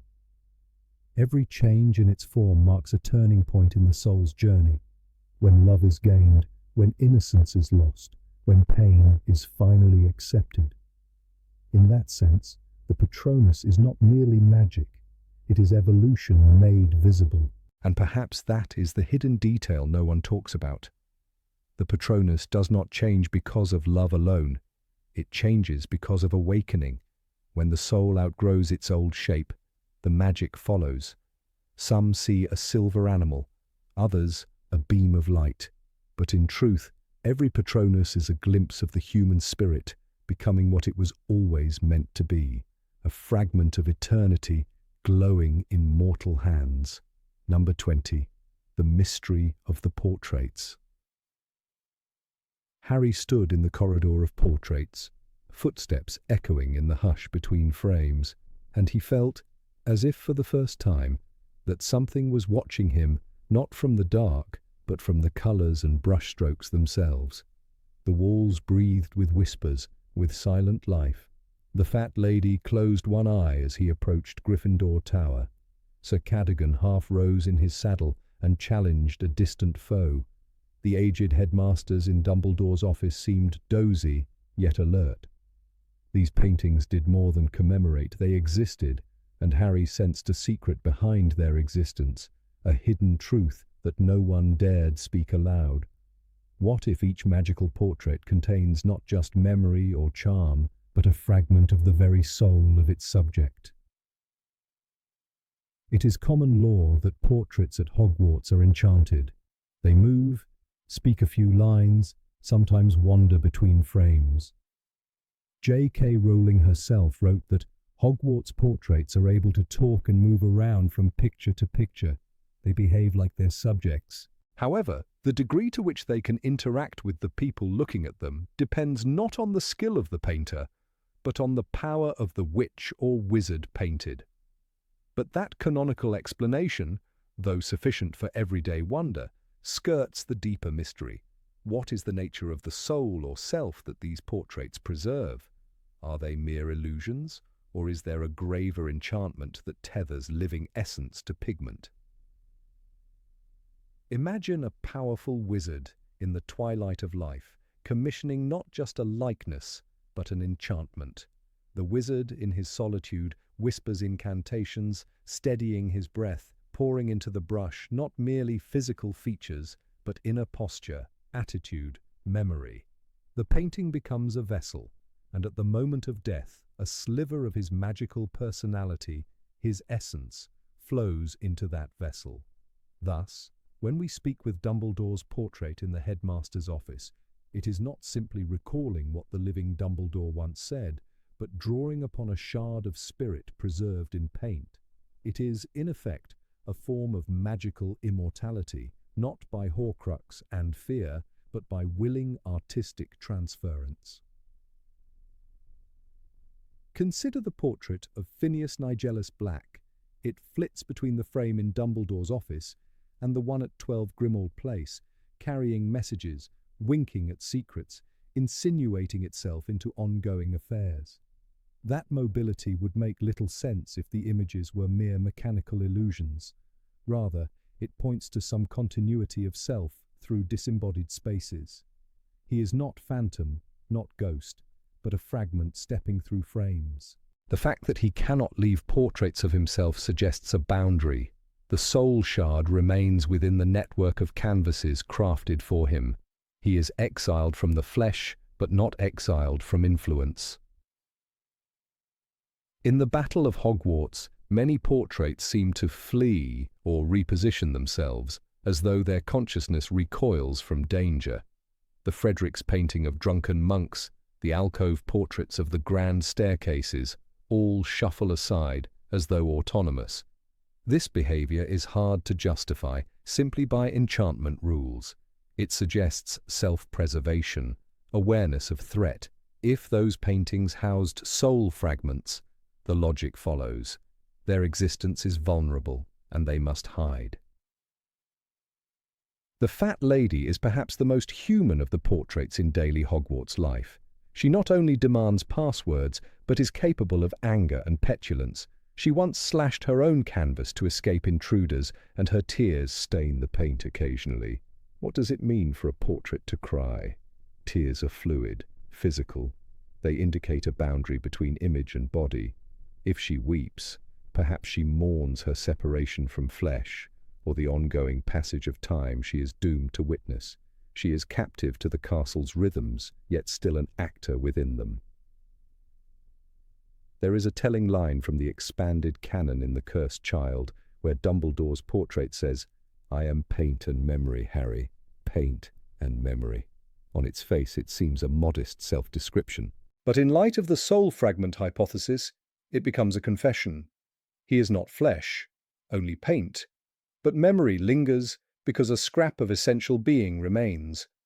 The portrait is not whole, but a shard speaking on behalf of the larger whole that was once alive.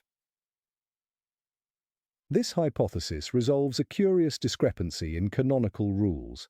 Portraits cannot fully debate or think with the living, except for headmasters whose portraits were prepared in life with advanced enchantments, taught and trained to counsel successors. Rowling explains that those portraits are kept under lock and key and regularly visited during the subject's life, so the portrait can be taught to act and behave exactly like them. That is precisely what one would do if one intended the painting to carry personal authority. One must infuse it with one's living self, guiding the shard of soul to know, to recall, to interpret. Lesser portraits mimic phrases and mannerisms but lack depth because they lack the soul fragment to begin with. If indeed portraits contain soul fragments, then the portraits of past headmasters are not passive memorials. They are active, albeit diminished, participants in Hogwarts governance. The portrait of Dumbledore advised Snape. It concealed the sword of Gryffindor behind its frame to protect it from Voldemort. That kind of strategic agency implies decision-making rooted in residual selfhood, not mere mimicry. The portrait is not a puppet reciting lines, but a self-continuing in miniature. And yet, great as this power is, the portrait is a diminished existence. It lacks body, autonomy beyond canvases, and free will in full measure. It cannot act beyond what is permitted by enchantment and canvas connections. The shard of soul is tethered. It exists, but under constraint. It is doomed to watch centuries pass, to see its successors live and die, to quietly whisper history without flesh, without escape. One wonders, why not create portraits for more wizards, even for those who died unexpectedly or tragically? Why are most Hogwarts portraits of former headmasters, not just any hero? Because to embed a soul fragment properly, one must prepare. The subject must commission the portrait while alive, teach it, train it. One cannot afterward force spirit into pigment retroactively. That is why Harry never had a portrait of his parents to speak with. No fragment was bound at the moment of death. As Rowling remarked, if Harry had a portrait of his parents, it would not help him a great deal. If he could meet them as ghosts, that would be a much more meaningful interaction. A soul shard cannot be conjured after separation. It must be willed into the frame beforehand. The difference between ghosts and portraits underscores the distinction. Ghosts are imprints of restless souls, walk the living world, can feel pain, act unpredictably. Portraits are more static, constrained, reflective. Rowling describes them as more like an aura, compared to ghosts, which remain more fully themselves. In our model, that aura is the soul shard, dimmed, hemmed in, but perceptible. Ghosts are full souls wandering, portraits are shards captured. In the tapestry of Hogwarts, the portraits form a library of soul echoes. A student strolling the corridors is never alone. Behind every frame is a whisper, a memory, a watcher. When McGonagall cautions Harry that portraits don't represent even half of their subjects, she hints at the incompleteness of those shards. The portraits are not full selves, they are representations guided by fragments. They act, argue, advise, but always limited, for they contain only pieces. Take the case of Walburga Black's portrait, stuck forever to the wall of number 12, grim old place by a permanent sticking charm. She rants eternally. Filth, scum, how dare you befoul the house of my fathers? That fury echoes her living self, but it is a confinement. She cannot move, cannot evolve beyond her order spells. Her soul fragment cannot leave her canvas. She is trapped as surely as any Horcrux, though in gentler form. There is a cost to this gentler immortality. Though not cursed as Horcruxes are, the soul shards remain, always watching, always tied to place. They feel time, centuries accumulate, and yet cannot age. Their awareness is perpetual but fragmented. A headmaster's portrait must balance counsel and limitation, never overtaking the living head. It is an eternal witness, not a rival king. One might see Hogwarts itself as a communion of souls, the living and the painted, each shape a conversation. When the headmistress enters her office, the portraits rouse, discuss the day's business, mumble about rising unrest, exchange glances. They are counsel, not inertia. Their fragmentary awareness helps guide the living, forming a bridge between eras, a living archive. This secret detail that portraits house soul fragments casts Hogwarts in a new light. The castle is haunted not just by ghosts, but by silent companions whose voices echo old laughter, old grief. The paintings are more than art. They are relics of selfhood, faint echoes of wizards who once stood in flesh, now living in pigment and memory. Hence, in every corridor breathes possibility, the past speaking to the present, framed in paint, alive in quiet compassion or stern warning. And in that realization, Harry sees not just pictures, but guardians, not just shadows, but whispers of soul, watching over him, guiding him, mourning him, and cheering him in frames that contain something like eternity. Number 21. Dementors, Children of Despair. There is a whisper in the shadows of the wizarding world, an idea rarely spoken and almost never examined, that haunts deeper than any boggart or curse. What if Dementors are not simply dark creatures, but children of despair, born of human suffering and pain?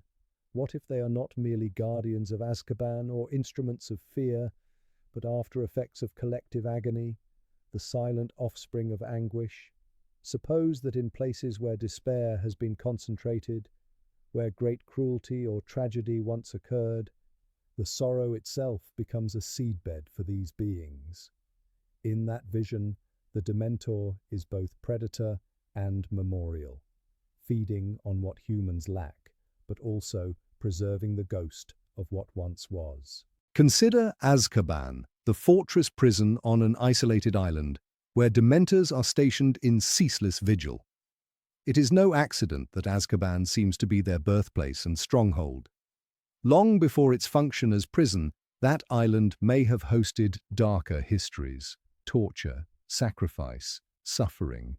The theory goes that the first wave of Dementors emerged where magical cruelty had already riven the land, where evil residua had festered in the very stones. The cruelty of wizarding tyranny, the screams of tortured souls, and the pain of victims once forgotten, these energies might have been the primal spark that gave birth to the earliest Dementors. Over time, those first beings multiplied, feeding on sorrow, growing in number, becoming the grim warders of Azkaban in a twisted symmetry, the prison of wizards, guarded by the children of despair. It is one thing to say Dementors feed on happiness and hope. That is in the canon. Dementors are among the foulest creatures that walk this earth. They drain peace, hope, and happiness out of the air around them. Get too near a Dementor, and every good feeling, every happy memory will be sucked out of you. Yet this quote does not preclude a deeper origin. The standard narrative treats them as elemental, as if they always existed. But what if they are instead emergent beings, born where pain has concentrated? In that framework, every time a mass of suffering occurs, say a battlefield, a prison, a magical atrocity, the despair lingers, crystallizes, and seeds new Dementors. In other words, they are the children of tragedy, the spectral byproducts of suffering. Because then the grotesque logic becomes bittersweet. When a Dementor sucks a memory or sucks hope, it is not merely consuming, but also absorbing a trace of what made people human in the first place. In that sense, each Dementor remembers. Each one is a palimpsest of the anguish of its place, like how a forest fire leaves charred skeletons that carry in their shape the memory of flame. So a Dementor carries in its essence the memory of the despair from which it was born. It does not merely steal joy, it embodies sorrow. The more a region is steeped in despair, the more it grows Dementors, not by reproduction, but by accumulation of anguish energy. Think of the infamous moment when a Dementor forces a person to relive their worst memories. In Prisoner of Azkaban, a quote articulates, "For that was the terrible power of the Dementors, to force their victims to relive the worst memories of their lives and drown, powerless, in their own despair." That passage suggests a connection between the Dementor and personal memory, but what if the mechanism is deeper, not just mental assault, but resonance? The Dementor remembers what the victim remembers, because it itself is memory made flesh. Thus, when Harry hears his mother's screams, the echoes resonate with the original suffering that birthed that particular creature. The Dementor's cruelty is not arbitrary, but resonant. It matches the emotional frequency of what it once absorbed. Let me frame a specific example to illustrate. Imagine a hidden dungeon beneath an ancient wizarding fortress, one long since destroyed, but where dark experiments once occurred, victims tortured in secrecy. Over centuries, the anguish of those victims seeps into the ley lines of magic, lodges in the walls, coils in the stone.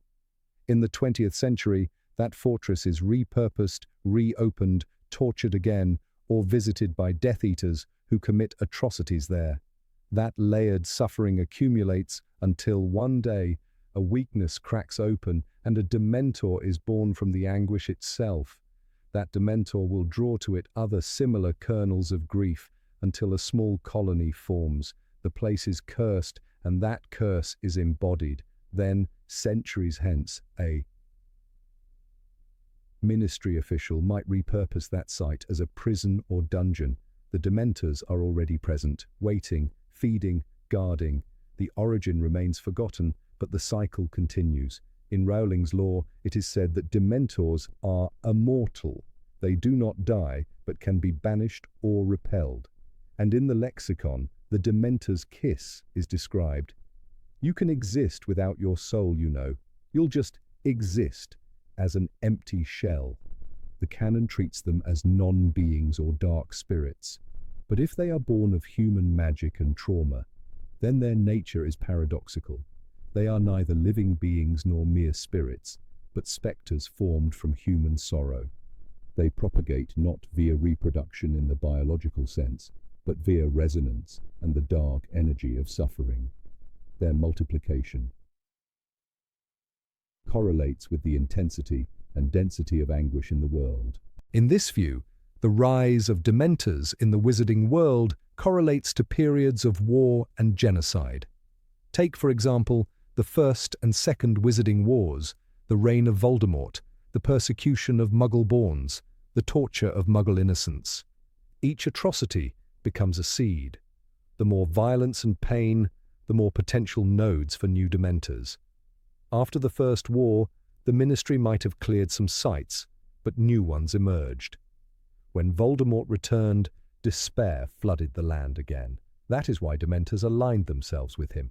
He was not merely their ally, but their progenitor, in the sense that he nurtured the conditions that allowed more of them to emerge. Let us also consider Sirius Black's escape from Azkaban. The prison, saturated with misery, already housed many Dementors. Yet, when one of them abandoned its post to chase Sirius to Hogwarts, it came closer to the living world. The notion that the prison's darkness spilled outward is suggestive. Dementors aren't confined, they seep outward from the zones of despair.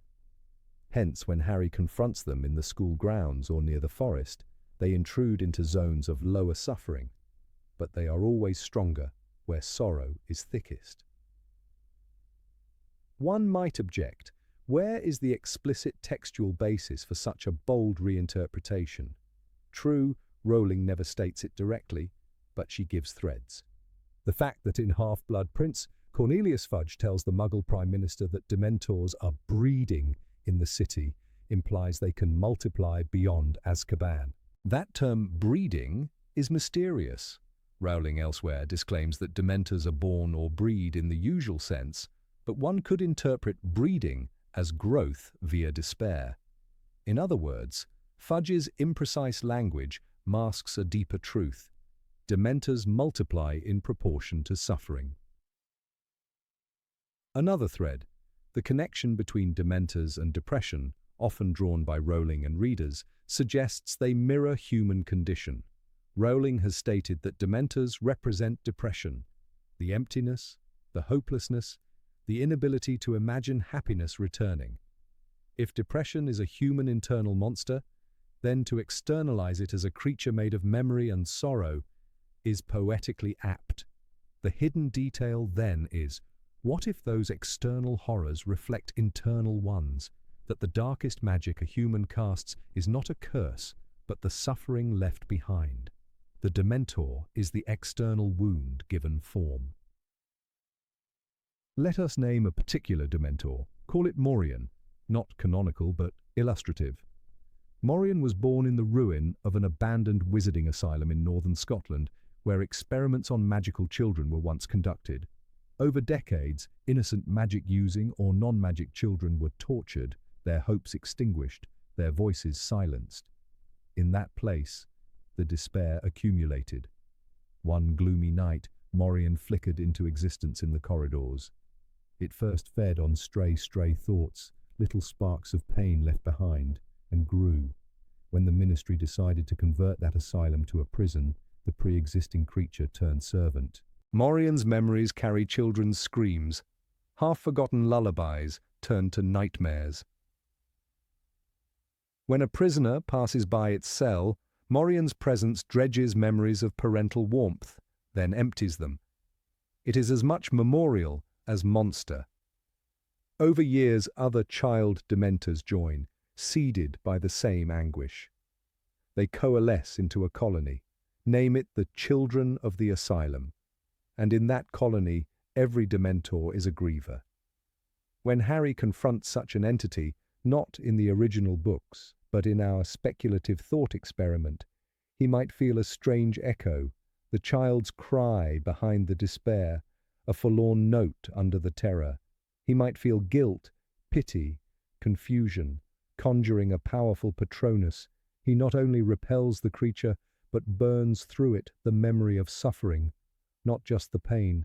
The magic would be more than defense, it would be redemption, releasing the trapped anguish. Allowing the echoes to rest. Because if a Dementor is memory, then the Patronus charm is not just a shield, but a form of erasure or healing. It is not enough to chase away the dread. One must release the sorrow that formed it. Harry often conjures his happiest memory, often of his mother, often of his friends. That memory is the flame that melts the accumulated despair, causing the creature's grip to weaken, causing it to recede. The more potent his emotional anchor, the more he asserts life over memory. In that sense, perhaps Harry's victory is doubly symbolic. He is expunging both the creature and the wound it encodes. This theory reminds me of the concept of haunted places in folklore. Locations haunted not because ghosts returned, but because the suffering occurred there, and the place itself became a ghost. The Dementor is such a haunting made animate. If a castle stood where terrible massacre happened, one might speak of the curse, or the haunting. In our imaginative reading, that curse becomes a Dementor, and what haunted houses do is replay, not merely remember. A Dementor, then, is a repeating memory, a wound that feeds on empathy. One final subtle implication crashes in. If Dementors are products of human suffering, then they are curable, perhaps even preventable. If you reduce suffering, heal scars, exorcise the mass wounds. If you bring peace and hope, then fewer new Dementors can emerge. The Ministry, then, should not only banish them, but also heal the sites of atrocity, restore abandoned torture chambers into sanctuaries, transform sites of mass atrocity with dedicated memory, light, and charity. Let hope flood them. Let laughter return. In doing so, one starves the children of despair before they are born. And that is the hidden detail no one speaks. Dementors are not just monsters, they are monuments. They are melancholic memorials, born in the crucible of agony, feeding on what they lack: light, warmth, hope, and forever retaining the memory of their birthplace. In seeing them only as villains, we ignore their origin story. In refusing to heal their birthplaces, we perpetuate their growth. Number 22. Gringotts and the Magic of Blood. Deep beneath the bustling streets of Diagon Alley lies a place that few wizards truly understand. Gringotts Wizarding Bank, the impenetrable fortress run by goblins, has long been associated with wealth, secrecy, and danger. Every witch and wizard knows the warnings. Enter, stranger, but take heed of what awaits the sin of greed. But the enchantments that guard its vaults go far beyond stone walls, dragons, and traps. They reach into something far more ancient and personal, the very bloodline of those who own them. The goblin's craft is older than wand magic, rooted in what many wizards call blood magic, a form of sorcery that recognizes heritage rather than spellcraft. And this hidden truth, whispered in corners of magical history, suggests that every vault in Gringotts is not only protected by magic, it is alive through the blood of its owner. When Harry Potter first set foot inside Gringotts at the age of 11, he had no idea that he was stepping into the oldest surviving magical system in Britain. The goblins were short, swarthy creatures with intelligent, long-fingered hands and sharp, dark eyes, Rowling wrote. But that description hides a deeper truth. Goblins have no need for wands. Their power flows through materials, metals, and blood. The same hands that forge goblin-made silver, which can reject unworthy owners, also seal the vaults that can recognize a family's essence. When Griphook led Harry and Hagrid down into the deep tunnels, He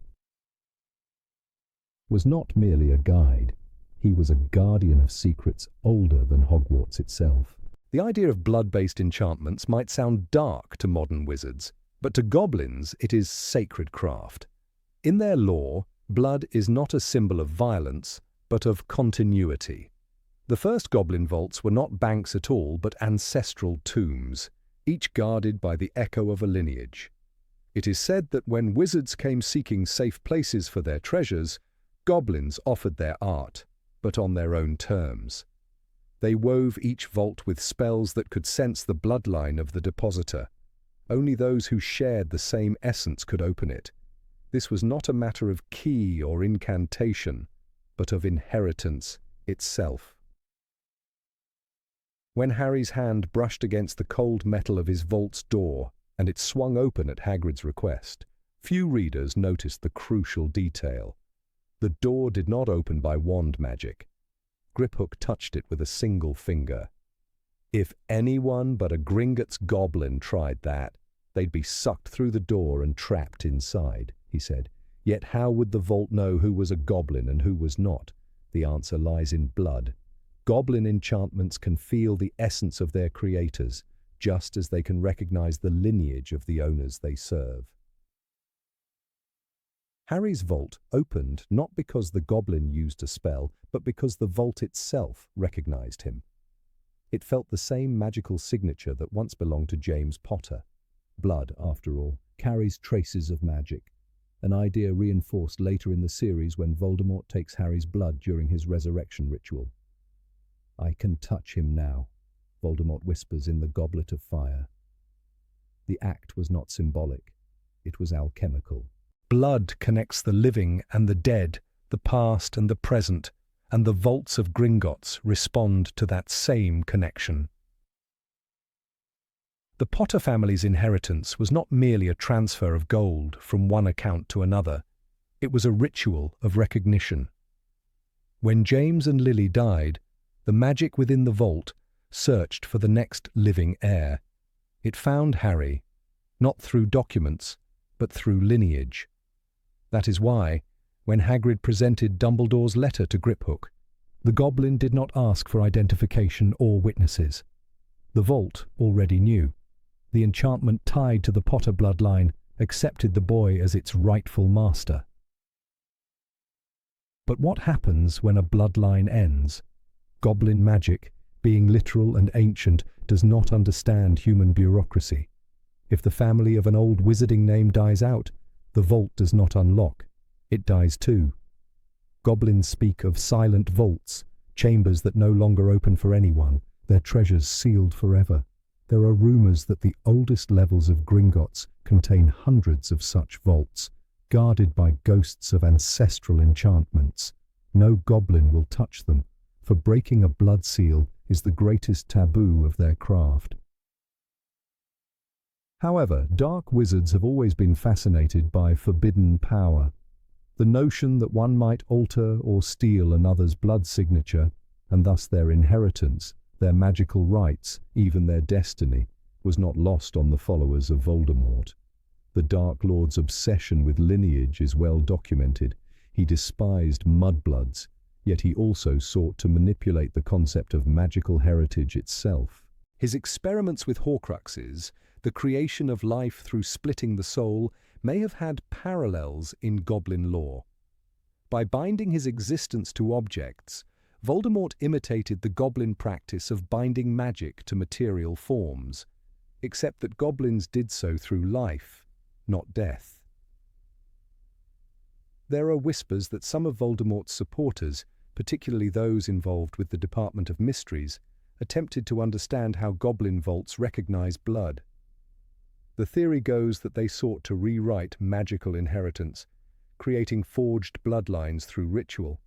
If successful, they could claim the vaults of ancient families, seizing not just gold, but identity. A vault tied to a noble name, once tricked by altered blood, could transfer not only wealth but the protective enchantments that come with it, enchantments meant to defend that lineage from magical attack. In a world where blood carries power, this would be the ultimate theft, the theft of one's magical self. The Lestranges, whose vault held one of Voldemort's Horcruxes, are a key example. Their family line was pure and ancient, respected even by goblins. Yet when Harry, Ron, and Hermione infiltrated their vault during the Battle of Hogwarts, the enchantments reacted violently. The moment they touched the cup, the treasure multiplied and burned with fierce heat, the book describes. The vault defended itself not simply through illusion, but through vengeance. It sensed the intrusion of alien blood. Goblin magic, sensitive to purity of lineage, responded as though the bloodline were being attacked. Griphook's reaction during that scene is also telling. He was not just terrified of being caught, he was witnessing a violation of sacred craft. His anger later, when he takes the sword of Gryffindor and leaves the trio behind, is not greed alone. It is the fury of a being whose ancestral magic has been profaned. To a goblin, blood wards are as holy as the graves of ancestors. When Harry offered friendship, Griphook saw only theft, for wizards have long misunderstood goblin-made objects, and goblin blood magic most of all. This misunderstanding dates back centuries. Wizards, dependent on their wands, tend to view magic as an external force, channeled and shaped by will. Goblins, by contrast, treat magic as an internal resonance that flows through bloodlines, metal, and earth. It is why their forged weapons and jewelry seem to remember previous owners.